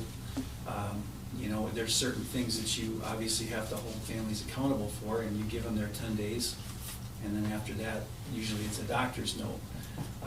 So it's something that maybe we take a look at, as a district, maybe not. I mean, that's a board decision as we move forward, but I would say that we are having some difficulty with those things, so. This is gonna be difficult to read, but if, my old eyes can see, if you look at the 3-year progression on the top line, you see the state averages, and the next is our averages and how we compare at each of those levels. I didn't have one of those fancy little circles to draw in there, but if you look at the year from last year, the progressions for advanced and proficient, you can see the differentials there. 24% advanced, 31.5% advanced compared to the state's averages. So I'd say, again, not having been here, that's a pretty nice advancement there as you move through. So. Same thing with mathematics. Obviously, we're a little bit lesser there than we are ELA, but we're still progressing upward. 22-23, our advance is 4.1 and 41.1 proficient, as I see it. So according to state averages, I think we're doing quite well. Math, I think we're going to try to spend some more time on math. We spent a lot of time on ELA this year. I'd like to see some of that progression go into the mathematics area, and coming up with some strategies as to how we can do a little more intervention in those areas. We are looking at a new curriculum, trying to, I'm big about trying to make our curriculums jive between, 4th, 5th, 6th, all the way through the junior high, so that there's some progression there as to, moving from one level to the next. I'm hoping that will help along with some of those intervention pieces. So, overall, future plans, continuous school improvement. Existing programs, as I mentioned, we have ELA time, we have a reading specialist, Amy Johnson, math acceleration. If you go by some of our high school level courses, our pre-algebra courses, you'll see that there's a fair amount of 8th graders in some of those classes, so that we do offer that. And I just heard from our teacher today, Mr. Ditzler said that those kids are just a pleasure to have. They're sponges. They want to get going and they want to learn, and it's a great progression for us to have. Also moving through that, we do have increased time with content areas, and we have win time that was put in by Mr. Zeus last year as a time for those interventions to take place for kids that really need them. If I can pause you for a moment Please, there, I want to please. give some credit to you and Carrie, because the way you guys are doing win time in terms of appropriating paraprofessional staff to cover classrooms so that the content area teachers can work with the kids who need interventions during win time was a good step forward. Yeah, it's been good. It frees up our content area experts to give time to kids who really need it. And they're not just officiating a study hall. So again, we're continuing to evaluate the junior high schedule and programming to adjust things as needed. Again, I'd like to really take a look at math moving forward, but having been here for 4 months, we're doing what we can. So guess that's all I've got. Very good. You can flip it forward to the next one, Jim. So this is the overall score, the summary page. That 69.3 is down for us. Last year, 74.5 was our score.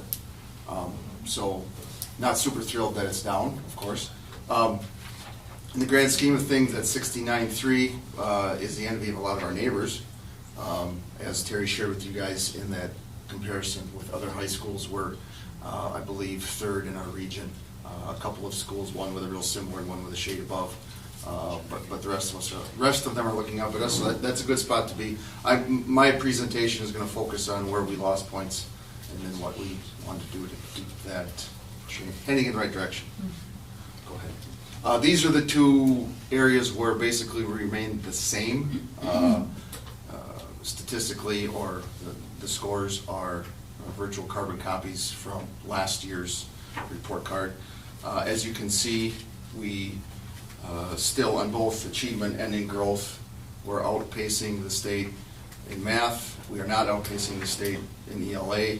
And again, that remains the same as it was last year in both math and ELA. Go ahead, Jim. You look at these, as you can see by the graphic, not a ton of major changes either way. A lot the same, of course, but I do like the fact that if you look in over there in math, our purple column got substantially thicker than what it was last year. That's good stuff. And the same could be said for ELA. The number of kids, the percentage of kids scoring advanced or proficient has gone up, and in both of those areas, the number of percentage of kids in the below basic has gone down. So that's good trending in those two areas. Go ahead. Now here's the focus on where we lost points. That took us from the 74 and change down into the 69 overall score. You see on the left there, that's our last year's target group outcomes. And yep, we have enough kids to have a target group. And so that's our lowest achieving students, right? You've heard that already before tonight. So last year we were 774. This year, on the right-hand side of that particular slide, we're 63.8. Okay, and we'll dive into that a little bit as to what comprised. That's a pretty significant difference. Okay, go ahead, Jen. All right, so basically, what I could sum this page up on, and the reason why these target group scores were lesser this year than they were last year is our gaps got bigger. So if you look at the non-target group in ELA, we actually did better than last year. Woohoo, right? But not so much with our target group. So when your gaps get bigger, that's when you lose ground in your overall score. Down on the bottom, the math score is pretty statistically similar for the non-target group, but our target group dropped a shade. So again, a gap got bigger, and the graphic shows it pretty well the size of the gap in those lines. So that's a big chunk of why we lost some ground in our score. Go ahead, Jen. And same versus the first two or three, we lose points in chronic absenteeism. And like Steve did the math for us, thank you, Steve. Math isn't my favorite thing, but 17 days, give or take, dings us on this absenteeism score. It dings our score, right? And it does not matter if it's the student who filled out the pre-approved absence form and is going on vacation with family, going to a trip out in the Dakotas for the fall, and maybe going on a spring break in the spring to Florida, and does all their work, does the paperwork ahead of time. We know they're gone. We know they're going to be gone. And yes, they do every ounce of work, and they're still making straight A's. That student counts here in absenteeism, as well as the student who, when you call mom at home, she says, please send the officer over because I can't get my kid out of bed. It's all the same on this data. And is that right? No, I don't think it's right. But it is the way it has always been in the way the state looks at attendance. So if you compare last year, non-target group, our chronic absenteeism, and in this chart you're wanting, or in this data set, you're wanting a higher score. The non-target group was a 90.8, excuse me, and the target group was an 88.5. And now this year, our non-target group got worse as well as our target group, going from an 88.5 to an 80.5. It's a pretty significant difference. And just like Steve talked about, this is where points disappear. So, really, go ahead, you can flip it to the next one. I'll talk a little bit more about absenteeism on the last bullet to wrap it up. But universally, this is our game plan.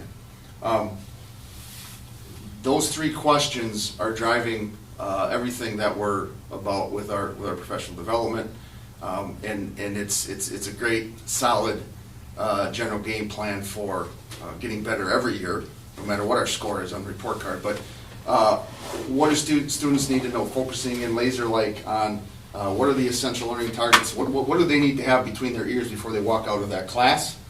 How do we know that they know it? That's tidying up and always working to get better at assessing what students know. That's the assessment. And then the magic happens in number 3. What do we do when they don't? And right now we're in, well, we started in August. We're engaging at the high school level and other levels of the school district as well, but to really hone in on figuring out what our essential learning targets are. I mean, when you look at the state standards, it's almost mind-blowing how much stuff is in there. We're working right now to get it boiled into essential learning targets for each and every class at the high school level. Staff is doing a great job with it. CISA folks are helping us out. It's going well. We're just about to number 2, and as I say this, some of our teachers have been doing this their whole entire career. Some of these folks, some of the folks we have here, this is some relatively new language and new way of looking at things, but I'm pleasantly impressed and surprised as how well it's going. And just had a meeting with the CISA, one of their CISA people today, and she's 2 thumbs up that this is going really well. She's done this with and in conjunction with a lot of districts, and she's really impressed with the folks we have here working with our kids. So that's the game plan. When I say continuous school improvement, that's what we're all about. Existing programs that are designed to help with where we're losing or to help narrow that gap. Win time is a flexible time where students who need help and academic support and maybe reteaching things, it's a great time for that. Horizontal team meetings that happen regularly are very important. That's where our 9th and 10th grade teachers who are seeing the same kids across the different core academic areas have time to game plan. Boy, this is working really well in this class. Are you seeing this in your class? Yep. Okay, what have you tried? And that collaboration that happens weekly, that's I already making some headway, and that's something that we're going to continue to do. The increased time with content area experts, for us, that's that change that we've recently, for most of you who've been sitting on this board, we tinkered with our academic day a little bit. So rather than having that extra period in the day where most kids had a study hall, we siphoned that out and put 6 or 7 minutes into each period of the 7-period day so that they could have that time rather than your 42-minute study hall. You've got 6 or 7 extra minutes with the person who's a content area expert. That was part of the philosophy with changing up the bell schedule. You know about, and Mrs. Volk will go here in a minute, but the special education programming changes, that's gonna, and already has, started to have a very positive impact. We're talking about our target group, the students who are academically in the bottom percentage of our performance, or scoring in the lowest percentages. That's what they're looking. That's what state's looking at for our target group, right? Well, guess what? The change that we've done, the shift that we've done over the last couple of years of getting students with special needs exposed to the universal curriculum and the content area experts is a huge step forward. It really is.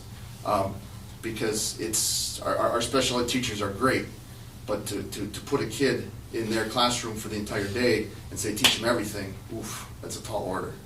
All right, we're to the greatest extent possible now, we're integrating students with special needs into the regular ed classroom, and they're getting access then to a high quality content area expert in that case as well. So that's making steps in the right direction. And then finally, but certainly not least, absenteeism. Truancy court is always there for us to use as intervention if we need it, but way more effective is engaging lessons, engaging students. I know for a fact there's kids who get up and come to school here who are really looking forward to one class per day, right? And they're here for the rest of them, for sure. But that one class, that one hook, maybe it's an elective, maybe it's a co-curricular that keeps them coming back. The more of those hooks we have that engage kids and keep them coming, that's way more effective and a lot quicker than truancy court, for sure, in terms of getting them here. Also, relevancy in classrooms, the efforts that Ryan and Carrie are doing with, hey, let's make sure kids know how math is important to them in their career choices they're going to make, or the school choices they're going to make, or the more we make things relevant to them personally, the more engagement you're going to have, and the less absenteeism you have. That's just standard across the board. And then the last one, do we update or modify, or think about updating or modifying our attendance guidelines? Because if you do the math, and if we're telling students and parents you get 15, and 17 hammers us at the state level, you see how close we are to treading there just with what we're saying. Now, the benefit, of course, of us getting these is, or there is an upside to having what we've got. People are we're family friendly, right? That's good. That's not a bad thing, but it also means that we're potentially leaving ourselves open for this hit on the state report card. Maybe that's not a huge issue for us. If it's not, then play on. But if it is, we're really close with 15 allowed and 17 counting against us for this report card. So, and I touched on earlier, really truly for every legitimate, hey, I'm all about family time. That's important stuff. We don't want to take that away from our families, for sure. However, we have to also keep in mind that for everyone who's going on a legitimate family trip, there's a kid potentially at home that's bucking mom and dad about not wanting to go to school. They're off to work, and he or she stays home. You know, that's there too. And for a kid like that who maybe needs the truancy court intervention, or maybe needs the officer to come to their place and knock on the door and take them into school, that intervention is slower for us because of the way we have our handbook written. So it's an interesting question. You notice I put a question mark on there, like I'm not telling you that's how it's got to be. It's something to consider for sure. And there's a side benefit to being family friendly. Not going to deny that, right? Maybe that's what keeps some folks here. Maybe that's a thing we're willing to swallow, but it also does ding us on these report cards. That's all I got. Any questions? Thank you. You bet. Okay, specific to special ed. If you remember last year, I put up a percentage of students we've identified in the district as having disabilities. It was around 19% or a little bit higher. So we're doing a better job at providing things universally for students and meeting their needs and putting systems in place to meet their needs. Ideally, we'd like to see that percentage around 10%, so we're still higher than the state average, which is about 14%. So still on the higher side, but we're making some progress in that area. You can see we are making some positive trends. This is the ELA group, so students with disabilities. we're seeing less students at that below basic or basic level and more students at that proficiency level. So we're trending in the right direction. At least we're starting to make some progress there. Math stayed about the same, but hopeful that, starting a new math curriculum, we're going to make some of those same trends in that positive direction as well. And I just wanted to throw this in there so you could kind of get a feel for where we are compared to the state. So on the left, that's 3 Lakes, and on the right, it's comparing to state numbers. So we're at a higher percent for students who are proficient, students with disabilities in our district compared to the state. Again, we're not seeing any students in that advanced level, but compared to the state, we're similar in that area. So this is specific to ELA, and then the next slide will show math. And same thing is true for math. We're at a higher percent for students who are proficient when we compare to students across the state. So moving forward, as Justin alluded to, all students are being exposed to that high quality instruction, and special ed services are in addition to what they're receiving. And we're not only seeing like the academic benefits, but social emotionally, self-confidence, self-esteem for our students it's really impactful, and it's making a difference. So we're celebrating the progress that we're making and continuing to make progress moving forward. We have been collaborating with CISA 9 and specifically with Casey Gretzinger. She's been working, she and I are working closely on developing the staff's awareness of College Career Ready IEPs and what that means in collaboration of implementing our findings from our RDA PCSA, so that's our Reading Drives Achievement Procedural Compliance Self-Assessment, which we engaged in this year. Overall, we saw that we had some positive results in our programming, but we also have to include some standards-based learning into our IEPs. So we know where students are achieving and then where they're supposed to be achieving. So we're incorporating that into our IEP writing and goals right now. In addition to that, we're doing some professional development for special ed staff and paraprofessionals. We're providing that learning together, so we're learning how to be prepared for instructions for our paraprofessionals who support the students in the classroom and work with them very closely. We heard from them that they want to have increased collaboration with special ed teachers and general ed teachers, so we're trying to make that happen moving forward as well. In addition, doing some co-planning among regular ed and special ed staff, so we can have those collaborative discussions, looking at data, where should we make the tweaks in our instruction to help increase learning from students. How has staff been doing with the increased collaboration as far as just normal day-to-day? Those, what we've been trying to do is create them on PD days where we have that intensive collaboration and discussions. It's a work in progress, like how to do that on a day-to-day basis, especially between like special ed staff and paraprofessionals. Mm-hmm. It's a little bit easier with the special ed staff and the gen ed staff, but creating that time during the day for the paraprofessionals is a little bit tricky still. Sure.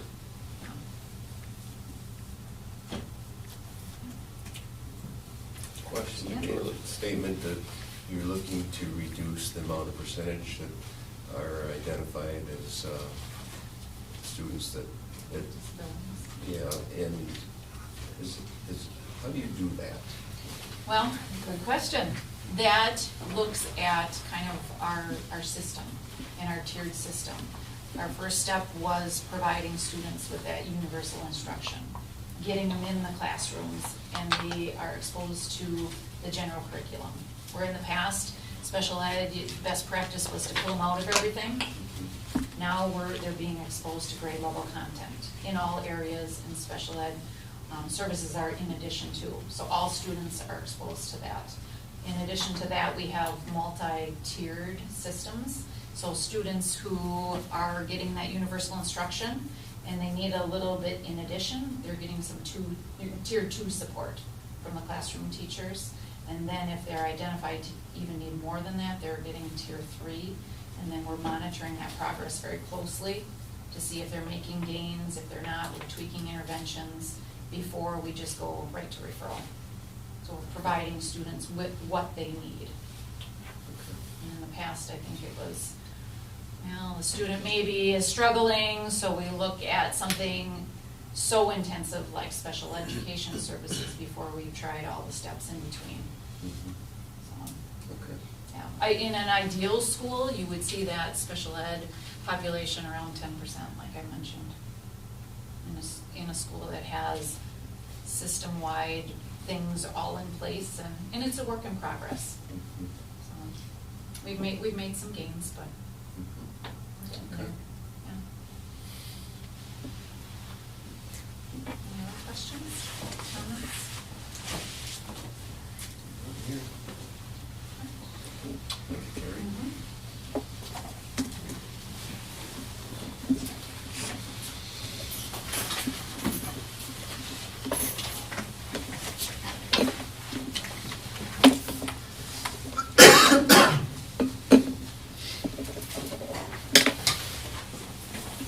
I do have one question, just circling back to elementary. Three Lakes, Steve, you mentioned changing the math curriculum. How does that align currently with Sugar Camp? Because I thought we were doing the same things, or? They are exactly the same. We've worked in conjunction with both schools. We spent last year going through, we took people up to see some other programs. We looked at best practices. So I took a team up to Eagle River to look at some of the ones we were considering. That was a mix of people from both schools. Had a lot of talks, discussions through our in-services last year to kind of come to that conclusion of what we wanted to do. So we actually ended up with a PK3 program it's being done in a number of schools, but it's more hands-on, it's more discussion-based between students rather than just teacher direction. There were a couple programs like that are best practice, so we went with that. Our 4-5, we kind of put in a holding pattern. We gave them they needed an updated program because the other one was not aligned to standards anymore.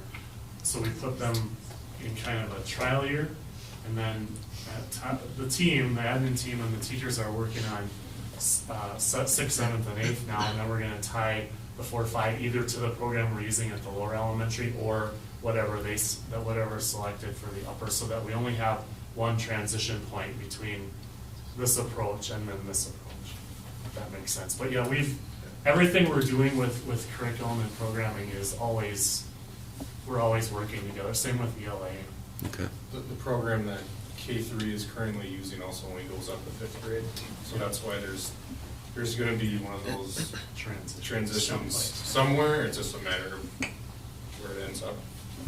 Is it going to be is it a 6, 7, 8 program, or is it a 4, 5, 6, 7, 8 program? So, and I think both of the things that we've done in both buildings have been very well received by teachers so far. Seeing good gains, and they seem to like what they're doing more than what we were doing before. Yeah, I think it's easier for the younger grades to get on board with it. So, number center and corner number 4 seems to be going along. A lot more hands-on, a lot more discussion. All right. Any other questions? All right. Well, thank you for the thorough look at the report card, everyone. And there is many things to celebrate, and like always, there's always something to work on, right?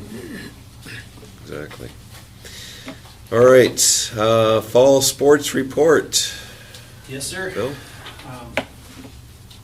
This is my first opportunity in doing this. I haven't been able to do this anywhere else. It's pretty unique. I like it. Each of my head coaches at the high school level were asked to give a composite of, their thoughts of the season, their input.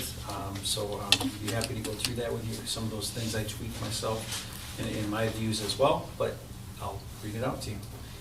This starts with cross country. It's alphabetical. Coach Lewandowski said that we had a tremendous, successful season this year. Runners were thrilled to watch at every race. Often they would run at most difficult workouts each and every day at practice. Their hard work paid off in the form of countless PRs, medals, and trophies. Already they have their sights set on how to improve for next season.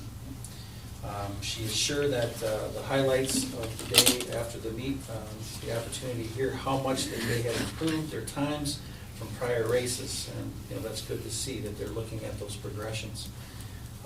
In total, our runners brought home more than 70 medals. These kids have a great running future. She goes on to list that Connor Hanneman and Sophia Nanskinger led the team as captains. These two rose to the occasion and led by example, kindness to other runners, and outstanding work ethic. While we will lose Connor to graduation, Sophie will be back for one more season. The two boys qualified for state this year, WIA State Cross Country Meet, which was a very exciting situation. Nolan Waltz has been running with their team for 5 years. He is one of the most coachable athletes that Coach Lewandowski had ever had the privilege of working with. Nolan had an exceptional race down in Wisconsin Rapids and finished 22nd in Division III. He was one of only 2 freshmen in the top 50 and the fastest freshman time in our division. Ethan Patricus struggled that day on the course and deserved a better race.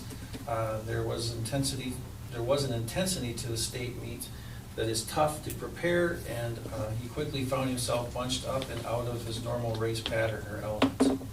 Regardless, both of these young men did an amazing job of representing Three Lakes, and we can look forward to potential trips back to Rapids in coming years. Coach said that one of the highlights of the season was not necessarily the hardware so much that we brought home, but rather the opportunity to watch our team grow as individuals as they competed in a co-ed group to provide leadership to these younger kids. The younger kids could be counted on every day to bring lots of energy and chatter to our circle. The integrity, however, all of these runners did not go unnoticed as coaches, athletes, and even spectators marveled at how exceptional our team was, not only for their athletic abilities, but in the way that they supported each other as a member of the team. They walked away as more compassionate and caring individuals. That's cross country, Lori Lewandowski's. Moving to the next piece, that's football. Talking with Coach Maney and Coach Zeus, felt that the season went very well this year as a whole. Even though we didn't win the conference championship, we did post the best Three Lakes record since 1990, along with the first playoff berth since the early 90s as well. So that's pretty impressive, overall, the fact that we did that. The team began the season handing Wausau Newman their first regular season loss in 3 years, which was a heck of an accomplishment if you've watched their football program over the years. That's pretty outstanding. For the majority of the season, our team was ranked in the top 5 in state, and the Three Lakes carried a number 2 ranking for several weeks. As the season played out, it became clear that 2 of the best football teams in state in our conference we're basically going to meet before we get to state, which is kind of unfortunate, because that happens sometimes. It just so happened that Florence and Three Lakes were in the same conference, and we had to mesh up early. It's just the way the cookie crumbles sometimes. One of the highlights of the season was traveling to Lena for our first round of the playoffs. The home team was ahead 6-0 at halftime until the Blue Jays rattled off 28 unanswered points to upset a higher-seeded Wildcats team 28-6. On the season, Three Lakes outscored their opponents 435 to 127. This football season, we had multiple student athletes earn all-state, all-conference, and all-academic conference honors. Two of our student athletes were honored as state players of the year for 8-man football. That's Jared Kaufman, Offensive Player of the Year, and Tyler Janikowski, Defensive Player of the Year. Hopefully we can keep building a culture here at Three Lakes in our football team. Moving to soccer. This is in Coach Volkman's tenor. The Three Lakes soccer team had a great season this year. We had to battle an injury bug early and had an unfavorable schedule at the beginning of the season, but we were able to win most of our early games on the road. As the season wore on, we settled in and really had some notable wins. We were able to sweep Northland Pines as well as beat Columbus Catholic, who was ranked one of the top-ranked teams in the state. We peaked heading into postseason and were able to beat a very tough Barron team at home and drew Cumberland next, but came up short in a penalty shootout. If anybody watched that game, that was pretty incredible. It came down to the wire. So, Coach said that we had a mix of experienced players, along with a lot of young players this year. We were able to develop a lot of player skills and improve players across the board. Everyone earned a lot of playing time. We were able to go deep into the bench with a little to no drop-off in play. We had big games from freshmen, and we were all able to contribute. We had one player from Phelps this year, and he was a vital part of our team, so the co-op is helping. Toby Volkman had some notable achievements this year, earning honorable mention All-State, and was the second leading scorer in the state of Wisconsin. He ended up with a career of 131 total goals, and most goals in school history. It's a huge achievement and accomplishment for an individual player. Last but not least, volleyball. Anyone that followed us this year, we had a few bumps in the road, but this is from Betsy directly. I'm just going to read what she had said to you. It says, I would like to start out by thanking the board and the administration for providing me with an opportunity to coach the varsity volleyball team this year. As you may or may not know, or already know, I have been in volunteer coaching for Three Lakes players through open gyms and summer leagues since 2016. I thoroughly enjoyed my time with the team. I was asked to be the interim coach on September 12th following the departure of the former head coach.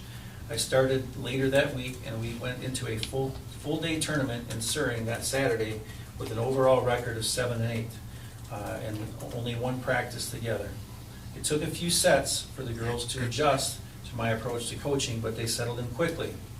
The girls played with tremendous determination and passion and lost only to Sevastopol, the tournament champion, but not before giving Sevastopol their only set loss of the day. Is that what am I pronouncing? Sevastopol. Sevastopol, okay. I know it's in Door County, but so in the successive weeks, I've tried my best to provide opportunities for all 10 players to play and even start in matches. Although this would not be a common practice at the varsity level, I wanted to ensure that the girls felt proud of themselves and left with some fun memories of the season and not focus on how things went sideways for a while. Losses from the beginning half of the season took us out of the running for conference champs. Coaching conference matchups against less talented teams becomes tricky because they can provide an opportunity to give the non-starters more playing time, but by doing so it impacts the stats that are considered for determination of our players being selected for all conference, Northern Lakes Player of the Year, etc., etc. As the season progressed, we worked through the absence, illness, and injury to earn the number 3 seed of our regional group of the 15 teams.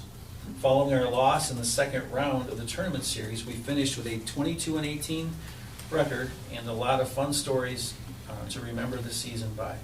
Awards were given to players on December 4th, including 9 freshmen, JVers, 3 sophomores, JVers, 1 sophomore varsity, 5 juniors varsity, and 4 seniors varsity. We had 1 player selected for first team all-conference, 2 players for second team all-conference, and 5 players selected for the all-academic all-conference. Coach Carly and I gave out 5 individual awards as I was finally able to present the Summer League team with their t-shirts for winning our division in the Summer League 2023 League in Marathon City. Although I enjoyed coaching with Carly Veers this year, I thoroughly enjoyed coaching with Carly Veers this year. Although we are decades apart in age, we share an optimistic view, high energy, and love for the sport. We are talking about many ways to take what we have learned this year and make next year even better. Together with Mr. Updike, we will work on creating a season schedule that will both be challenging and rewarding for our team in 2024. So, that's our fall report. Yeah. Congratulations all athletes and coaches, and definitely thank all the coaches for all the time and effort that they put into that, so, yeah. Any other questions? All right. We go to the School Forest Camp 3 update report. Well, Terry. it'll be very brief because we have not gotten the ruling from the administrative law judge as of yet. We are exactly where we were last month this time. All right. Okay, next we go to review and discuss the WASB resolutions for the 2024 Delegate Assembly. Okay, and you have those in your packet as well.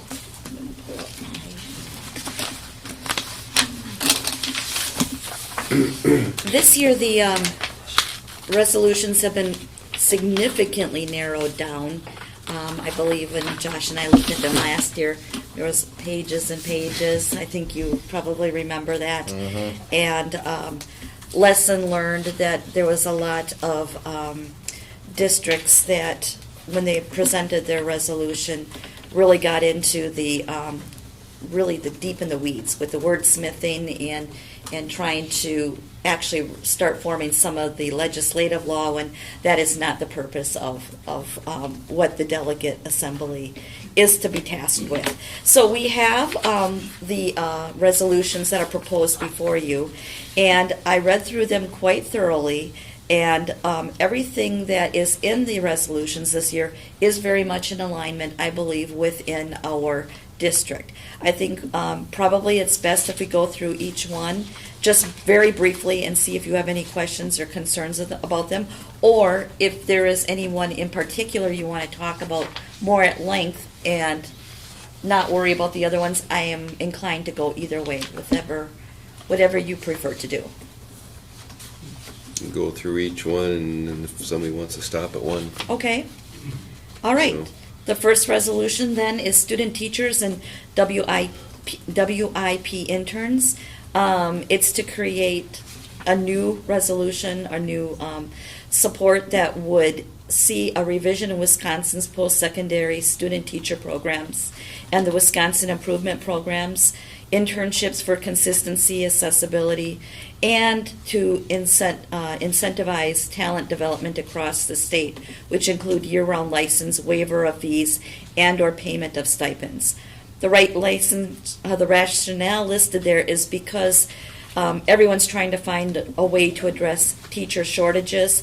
I actually was a little surprised that this came to a resolution, because this to me is such common practice, is what we should all be doing anyways, and those programs are in place.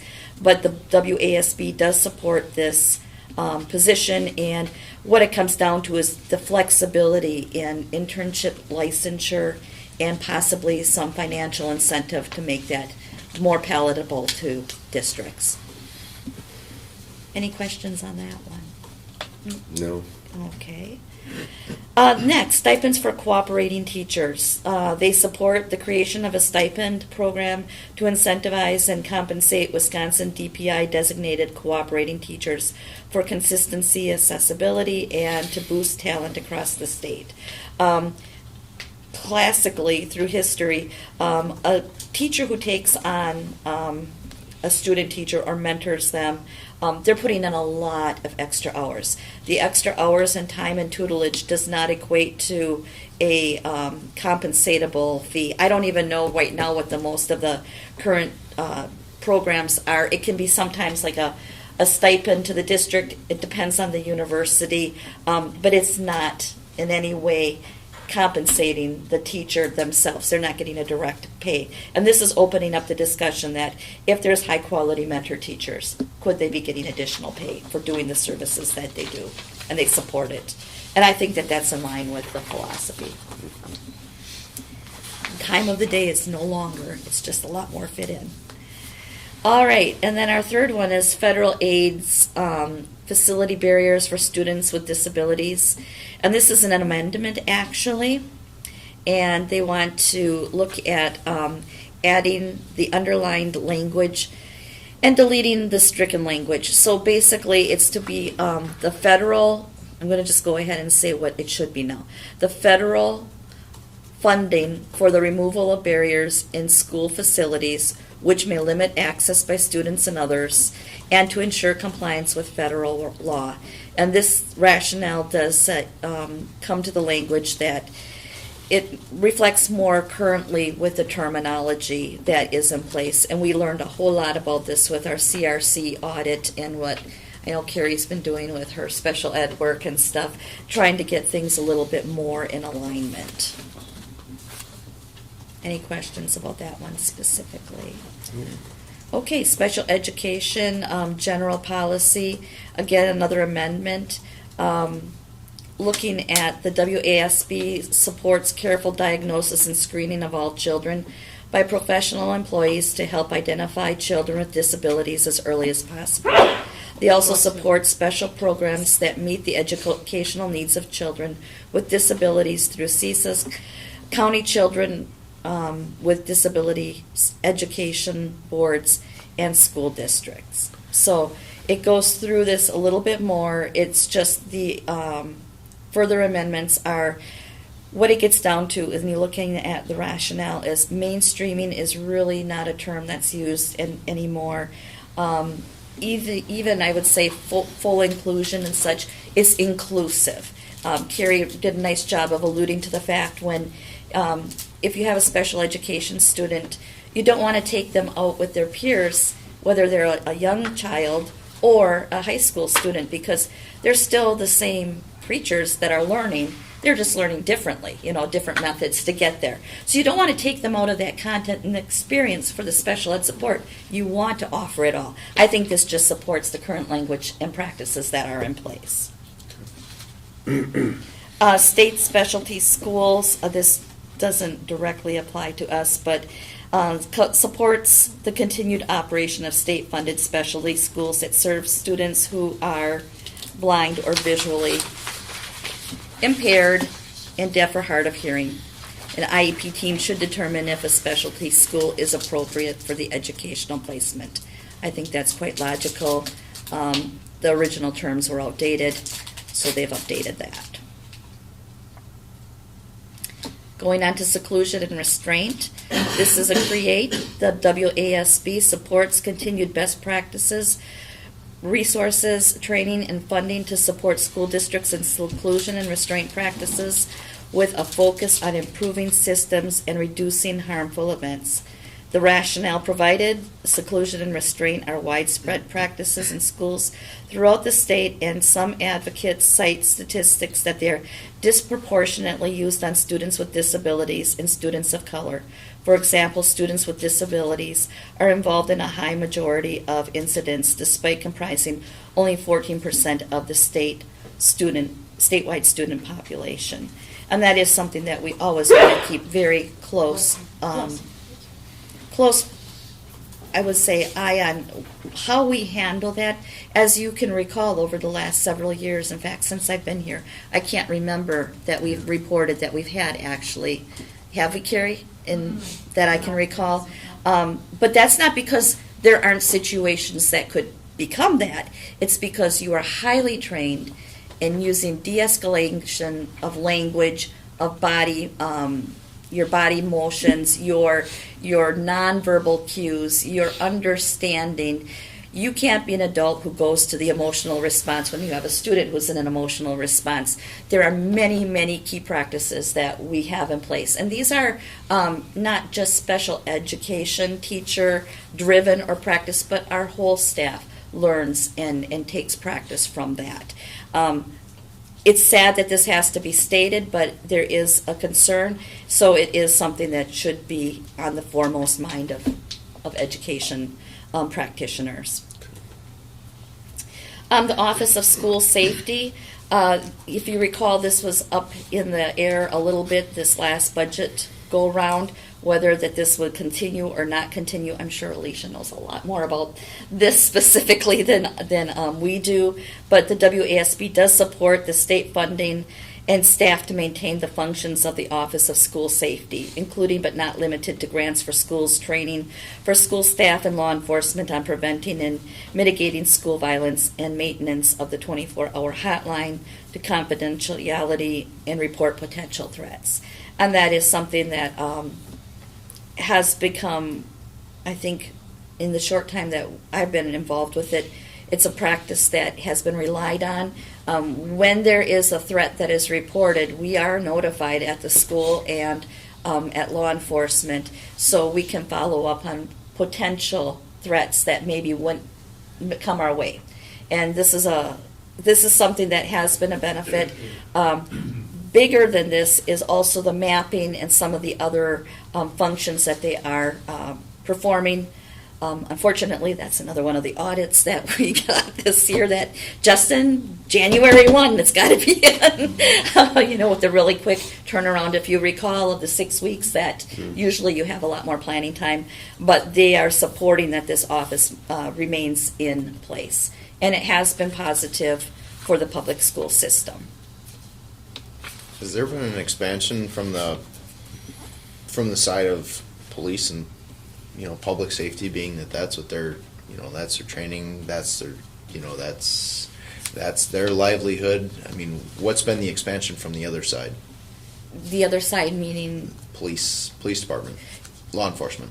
Yeah, you need to have the bodies to do it, and you need to have the funding to do it. And so this is again one of those things that there is some money put into it, but what you're really talking about, like the grand vision, would be having a school resource officer or several, depending on the schools, and that would be fully funded.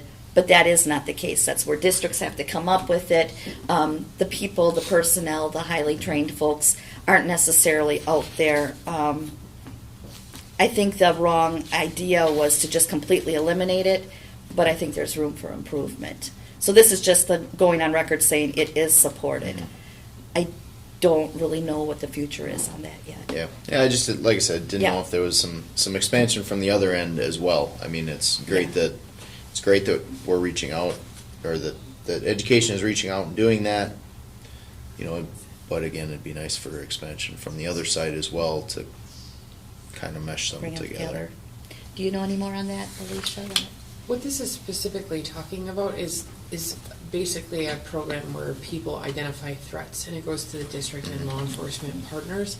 This is not an enforcement. This is not a presence or training in schools. It's simply an office that's held in Madison, and they coordinate responses and then they track it. So we have to go in the system and identify the resolution based on a threat that occurred. And it's just threat to the school. I think to your comment, is there been a push on the law enforcement side of things to increase our presence in schools? Not necessarily in schools, but just to help with this side. Has there been a push from the other side as well? I mean, I think there's a constant push on the law enforcement side to improve our training and resourcing from law enforcement and how we respond to school from I didn't know if the state truancy to shooter, but we don't get state funding. It's all local. We do have some grant opportunities, but it's pretty focused on different specialties. Sure. Not necessarily school. Yeah, I just wonder if the question, it sounds like this office came about with all of this funding that was available through the federal government, and then what happens to this office after those are distributed? Is there a continuing desire for the state to want to support this office? And, again, like going back to the teacher thing as well, I think so much of it, in my opinion, is these are things that are functions of school board. Local control. This is something that your local school district should, be looking at as a top priority and having funding behind it to support that. in crime mapping and things like that, like looking at statistics on crime is great for metropolitan areas, but when we're talking about one crime reported in a school district over a course of a year, having like a dedicated assessment or analysis would be very difficult. They're looking at schools where there's thousands of students and, you know, hundreds to thousands of reported crimes. Mhm. And how do we make kind of change? I don't think we even have a baseline to really start Good. analyzing how we improve that in our community. I don't think it's, not that we don't have crime, it's just not to the same level Sure. as they're gonna have in Madison. Okay. And this is tied to the speak up, speak out, and I would say that if you talk to the superintendents in our area anyways, they are very strongly in favor of the continuing because it is a way that tips come in or perceived threats come in that may not be I see. reported to a teacher or to a parent because it's anonymous and they are trained in how to address it. And then the school is contacted. Okay. All right, and then artificial intelligence. Boy, this is a can of worms. The WASB recognizes the significance of artificial intelligence as a newly developing technology and looks to be part of the state discussion for as artificial intelligence evolves. This is going to reach far and wide because just educationally, you're talking about potentially, where is the information drawn from? Is it student really doing the work? The legalities of it, the plagiarism of it, and that's just one little tiny facet of it. So WASB's rationale here is that it's developing technology and it's going to have far-reaching consequences. They would like to be part of the ongoing legislative discussions surrounding artificial intelligence, which does make sense because, again, I'm always very cautious as to what's the hot topic, what has the buzz, and then all of a sudden there's a mandate that potentially comes down to the local school district, unfunded and unresourced, but you will do this. Sure. So it's good to have their take on it. Yeah, that's just to open the door so that if something happens, they can go back and say, hey, we've got this in writing. Yeah. That's just a door. And it will keep coming at us. Classroom technology, let's see here what we've got. We've got a repeal on some of the existing resolutions, and it outlines them there. And they want to recreate it as educational technology. I really, unless you have anything specific about this one, I read through it. To me, it's just basically what we're doing. Reverse to the state funding. The only thing I thought in 331 is just to get rid of the need for future edits is removing in the second line capacity for students to succeed and removing in the 21st century. I mean, what's the point of having that there? In the 21st century? Yeah, if we just say, ensure that the school districts have the technological capacity for students to succeed and to meet state requirements. Yep, and that's kind of a good point, Josh, because the 21st century learning skills was what was the hot words, already 15 years ago. So that's where that comes from. But yeah, it doesn't have to be. So Alicia, I don't know what if you agree or what your thoughts are. Sure. But. Start looking at the 22nd century. Well, that's just it. That's the point. It's like why have to repeal and edit when you could just take it out and move Right, on. right. Okay, and then it touches on the virtual charter schools, that they must follow state accountability standards and transparency requirements, which I believe we would support that. CESAs and virtual charter schools.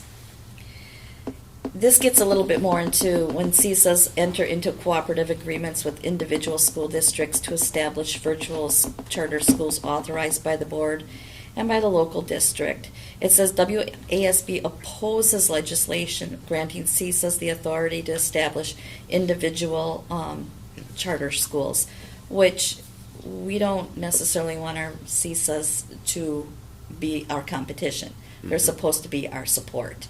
And we do use them like a WVS if that's a need, but it shouldn't be that's the avenue you have to go down. And then there's one on revenue limits here. It wants to repeal the existing state cost controls and modification of the revenue limits, and then recreate them as follows. And you have the language listed there. The additional revenue limitations opposes any additional limitations that will force decreases in revenue to public school districts. This includes, but is not limited to, freezing property tax levies, creating a moratorium of school district referendum, delaying payments to school districts, and adopting a constitutional regulation of school finance. When I look at these, I'm always again looking at how we maintain our local control to the greatest ability. Some of the things we don't have as much latitude with, but it's something that should be of a concern. And then the last, I think that's the last one that I'm going to touch on, is licensure and. Can I jump back? Sure. 2.41C, where it's talking about changing the revenue limit to allow a district to use either a 5-year rolling average, 3-year rolling average, or current year membership. I don't know. Pick one. It's got to be. Pick one. I mean, if you make the school, fine, give the school district the option to make it their choice and then have to stick with it, and then maybe allow a change if there's a plus or minus of a certain percentage. But I mean, like for the state report card, we don't get to choose our. We do not. Our year, how many year a look back is. I don't know why they give so many options, and they're fairly drastic options as far as the school district is concerned in my eyes. I think because they're trying to please many different districts with different types of concerns. And I would agree with that. I don't think that there should be a lot of options. I don't know how you would institute that. Because what would you do then if this wasn't looking good as an average, then we're going to flip to something else. I think there's, again, it's modification and proposals, but I think our school business managers across the state would have a lot to say about that.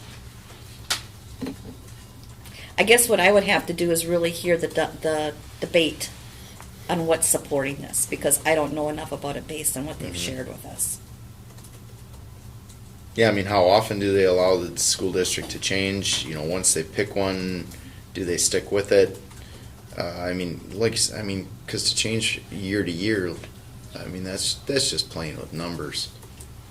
And can you do it at the advantage of the district? So say we have a really big year, now we change it this year to well, that's what I mean. That's single year. That's and what it then seems if we like have it's a low saying. year, we do it average. It's Get more funding. I don't. That would be It the seems- question to really ask that pre-delegate meeting, what the actual intent is. So when, they're presenting what that intent is, really get that clarified. And that's where, I know there's going to be a lot of districts that are going to shoot that down for that exact reason. Any change to that, and that's where, maybe if you put it in an exception to allow a change if there's a plus or minus of X percentage, 5%, 10%, whatever it might be, then it might allow the school district to pick a new role. I don't know. The question is, what does that look like? Right. But like I say, the debate on that one would be interesting to know. It does say enough, though. It supports to implement a sliding scale formula factor multiplier to increase the membership for districts. So maybe that plays right into the other. Okay. Anything else on that one? Okay, and then licensure. Licensure is always something that comes close to to my mind and my passion. We want to make sure that, not even looking at this as specifically, is that we're keeping the most highly qualified teachers in front of our kids. So they have a whole slew of the points here that are listed, and they want to recreate them to read as follows, and then each one is listed. Do you want to go through each one, or do you want to talk about anything specific in these?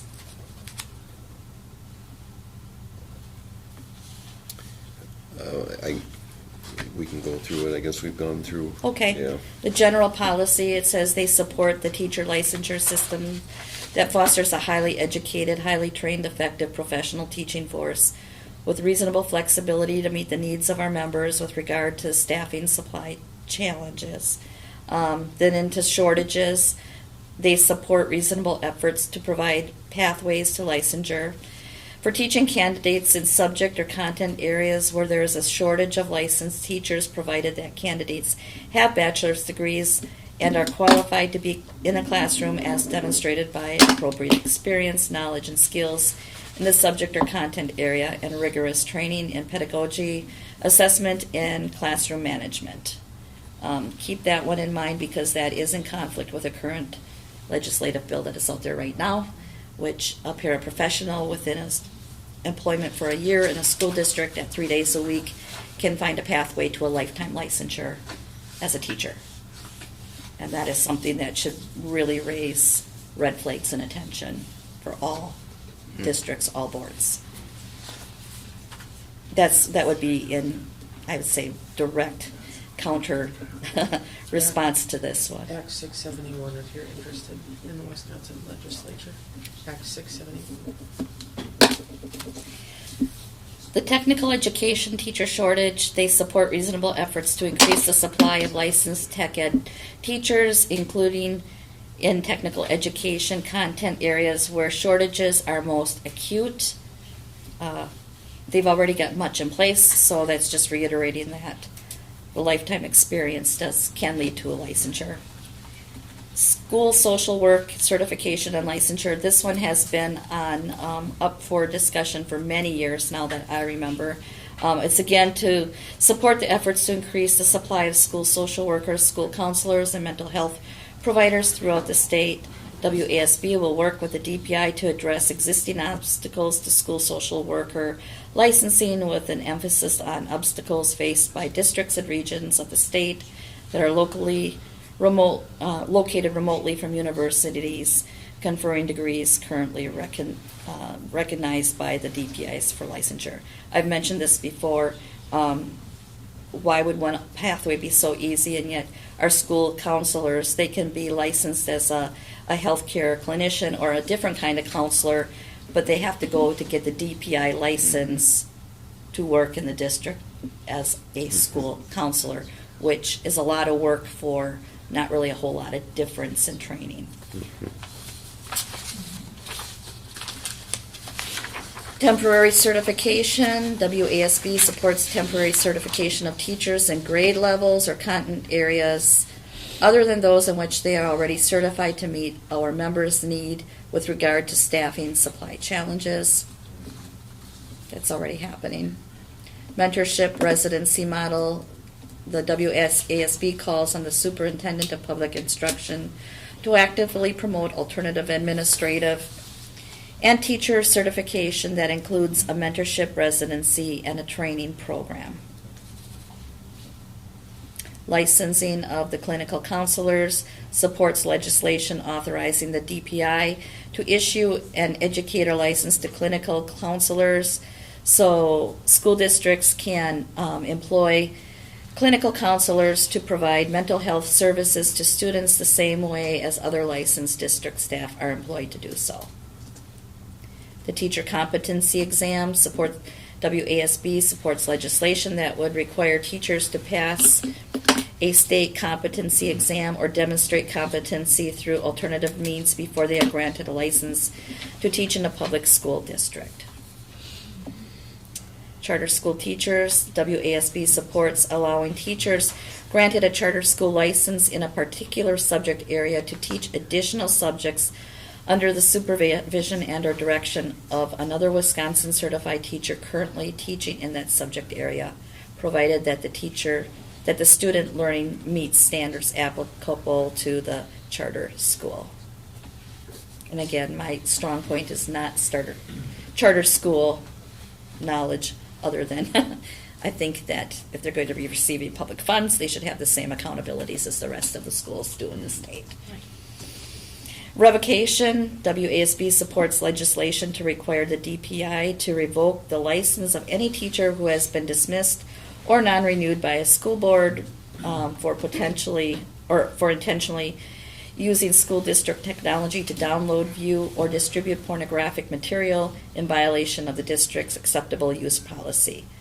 They further support requiring the DPI to make information about the disposition of such cases publicly available if revocation is the result of the hearing.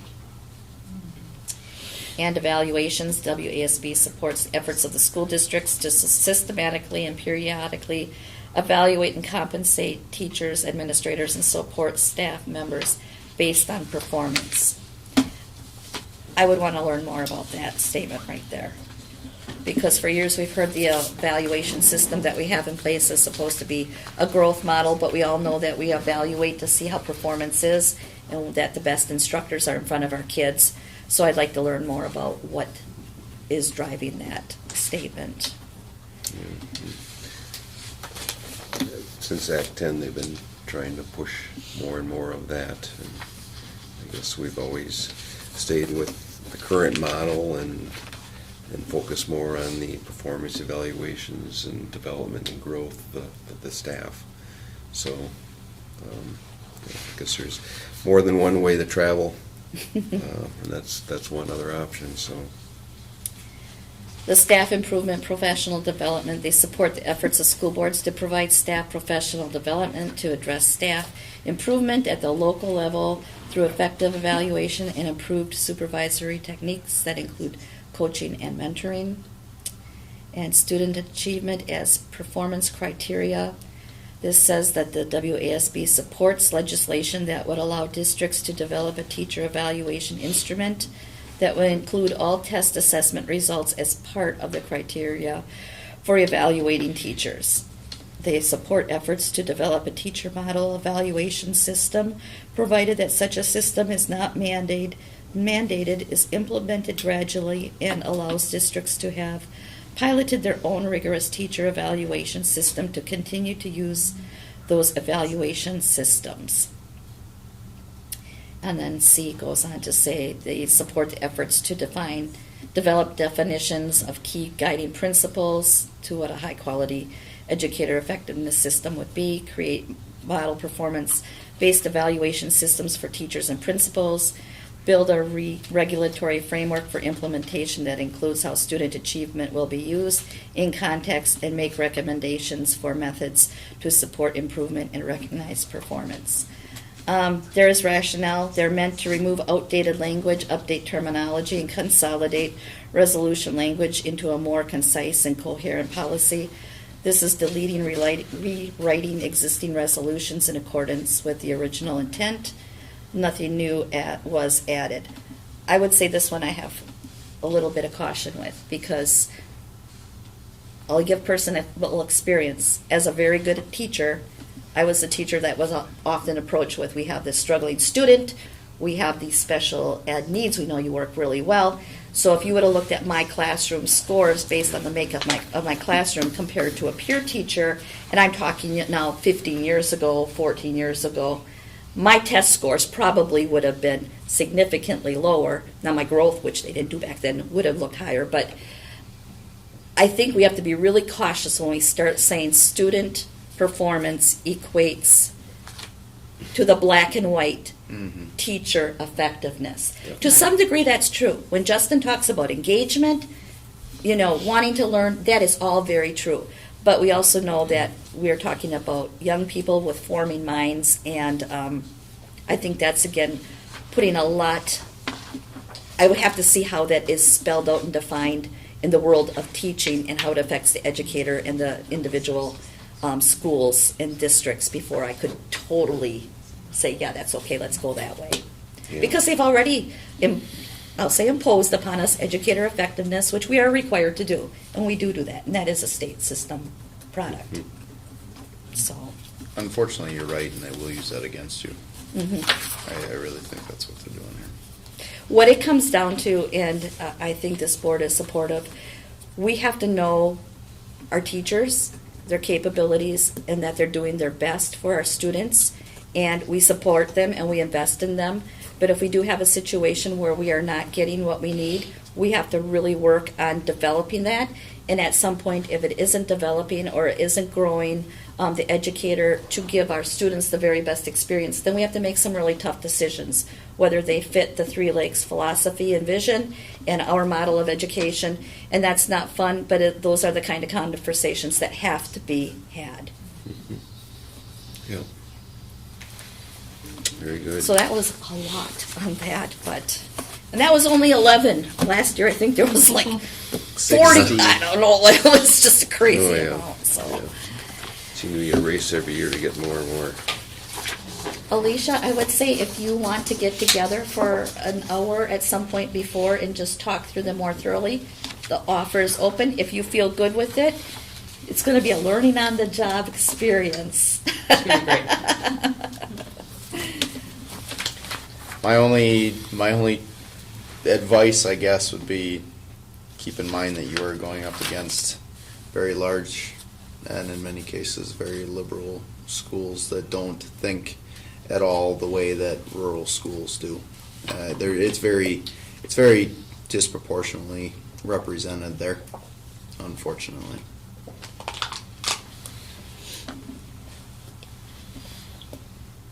You'll do great. It's gonna be great. It's fun.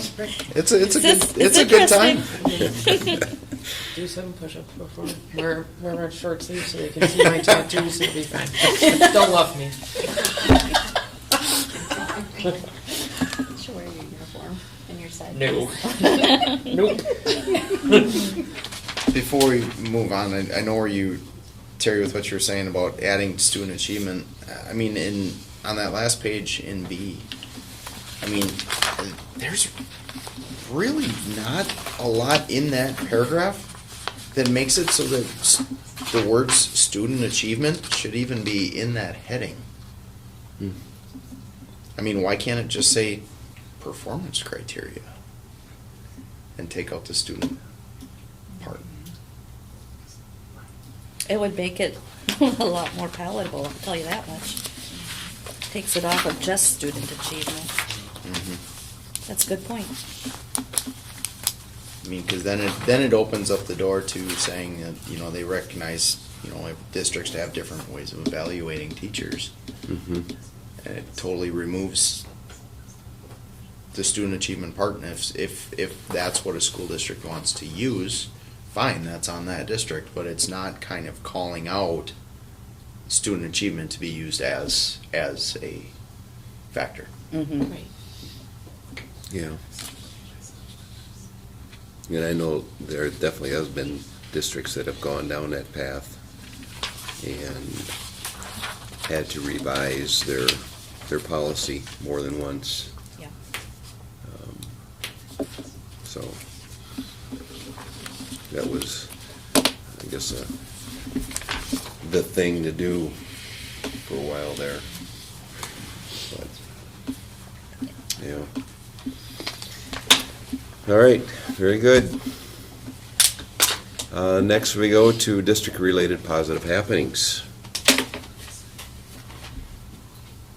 Here we go. Todd's gonna do elementary. I'll start. You guys rock, paper, scissors for that, or what? Just a shout out to everybody that was involved in the concert. Jesse, Bethany, I thought it was a great job, nice night, perfect timing. It was about an hour, a good time for the kids. I think the last 5 minutes I heard some crying in the background. That always gets me. So, but other than that, it was really good. So, what's that? Yeah. We had Santa's workshop, obviously, with SCO. That went really well. Thanks for Santa coming, spending the time with the kids. We had a candy cane sale that raised over $500, and that ended up going to some senior citizen homes. We bought like board games and cribbage boards and cards and stuff like that. And Mrs. Running and Mrs. Lemoyne dropped those off when they were there caroling today. So they went around, I think they went to 4 or 5 different homes, so it was a pretty cool experience. Was anything? Our 3rd through 6th graders went on a sleigh ride this week, so that was the one additional. We have the same different donations and stuff for our purposes, but we have the candy cane sale here too, and the Santa's workshop with PTO, so that was all very well received and well done. The second one he said about the concert, a lot of work goes into that. All done? Okay, high school, junior high, we had a student council food drive this week, and I believe we made the 400 count, because the kids were given their reward today of watching a movie in our auditorium, so. It Yes, was 400, wasn't it? it started out real slow, and then all of a sudden, last couple of days, it went up, and they got their goal yesterday, so the movie got played today in the auditorium, they will watch the Home Alone. Good classic. Yep. And that food goes to? Food pantry, right over here. Local. Okay. Did we win the Pines? We It obliterated it. Nice. Win is an understatement. 4-1. 2 years running, not even close. I left before the boys started, so I just want to make sure we. Was it 4-1? It was 4-1, and the parents, we had a lot of stuff, but the people that came to the game were awesome. Because that grew, I brought my truck full, but I had to come get the school van the next day. And the whole group. And the lady that was working the food pantry, it's like, I don't know if we're gonna have room. I said, I'm sure you can find something. Nice. Good problem. Yeah. So we own them at home and on the road. That's awesome. That's so perfect.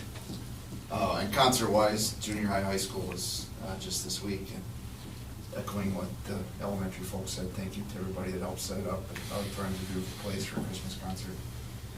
Kids do a great job. Very good. Yeah. All right. Next we go to the WASB correspondence updates. Well, I just want to remind everybody that the convention is coming up January 17th through 19th. And then I just want to, again, give a shout out to Mike, because you will be honored. We received a letter from WASB that Mike is being congratulated on completing 20 years of service to the local school district. That is a remarkable accomplishment. So thank you, Mike. So it's good to have our district representation and you being celebrated while we're down there. Thank you. Yeah, it's I don't know, it goes by fast.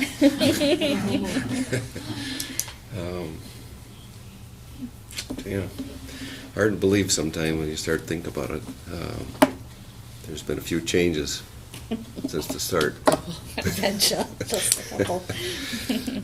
So, and not a great launch pad to the next one here. Election April 2nd, 2024 update, declaration of non-candidacy. That's me. And difficult decision. Thought about it actually 3 years ago and struggled with what to do and just thought the timing wasn't right. And here you are 3 years later, and the same decision comes. And so I have decided and have filed for a non-candidacy, so I will not be running for another term. I'm definitely excited for this board. And I will say this about the current board and every board that I have worked with here. An amazing group of individuals that bring forth incredible life experiences and desire to do what is best for our students. And leaving this current board. I'm very excited for their future. I think they're coming together with a strong nucleus, and the things that have been worked on by past boards will continue. I have total trust and faith in that. It's difficult to start this process. It's when you get into this thing, you don't do it.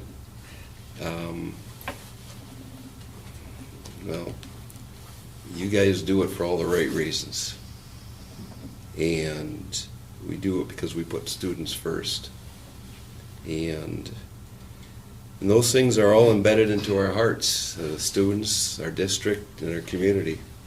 And it's been in mine, and I know it's in yours as well. And so it's difficult to start that process, but I guess I've started it, but I will continue in this capacity for the next 4 months. I'm not going to slow down. We've got a lot of work to do, but when that final time comes, it's going to be tough. And so there you have it. I wanted to share my thoughts publicly, and just really appreciate all the things that I've gotten a chance to work with some tremendous people, and that will never be forgotten. So. Well, thank you, Mike. We Yeah. appreciate, again, your years of service, and I appreciate you staying on 3 years ago to help me get my first years behind me and a little bit of experience under my belt, and we appreciate you, and you will never be forgotten, because somehow I think you're going to keep connected, regardless of whether you're on the board or not. Yeah, yeah, that will probably happen. So with that, I'll take a motion for adjournment. I'll make a motion to adjourn the meeting. Second. All right, motion by Alicia, second by Josh. All those in favor of the motion signify by stating aye. Aye. Aye. Opposed? None heard. Motion passes 5-0. Merry Christmas to each and every one of you and your families. Enjoy the time together with them, and look forward to seeing you in January. Thank you. Thank you. Thank you.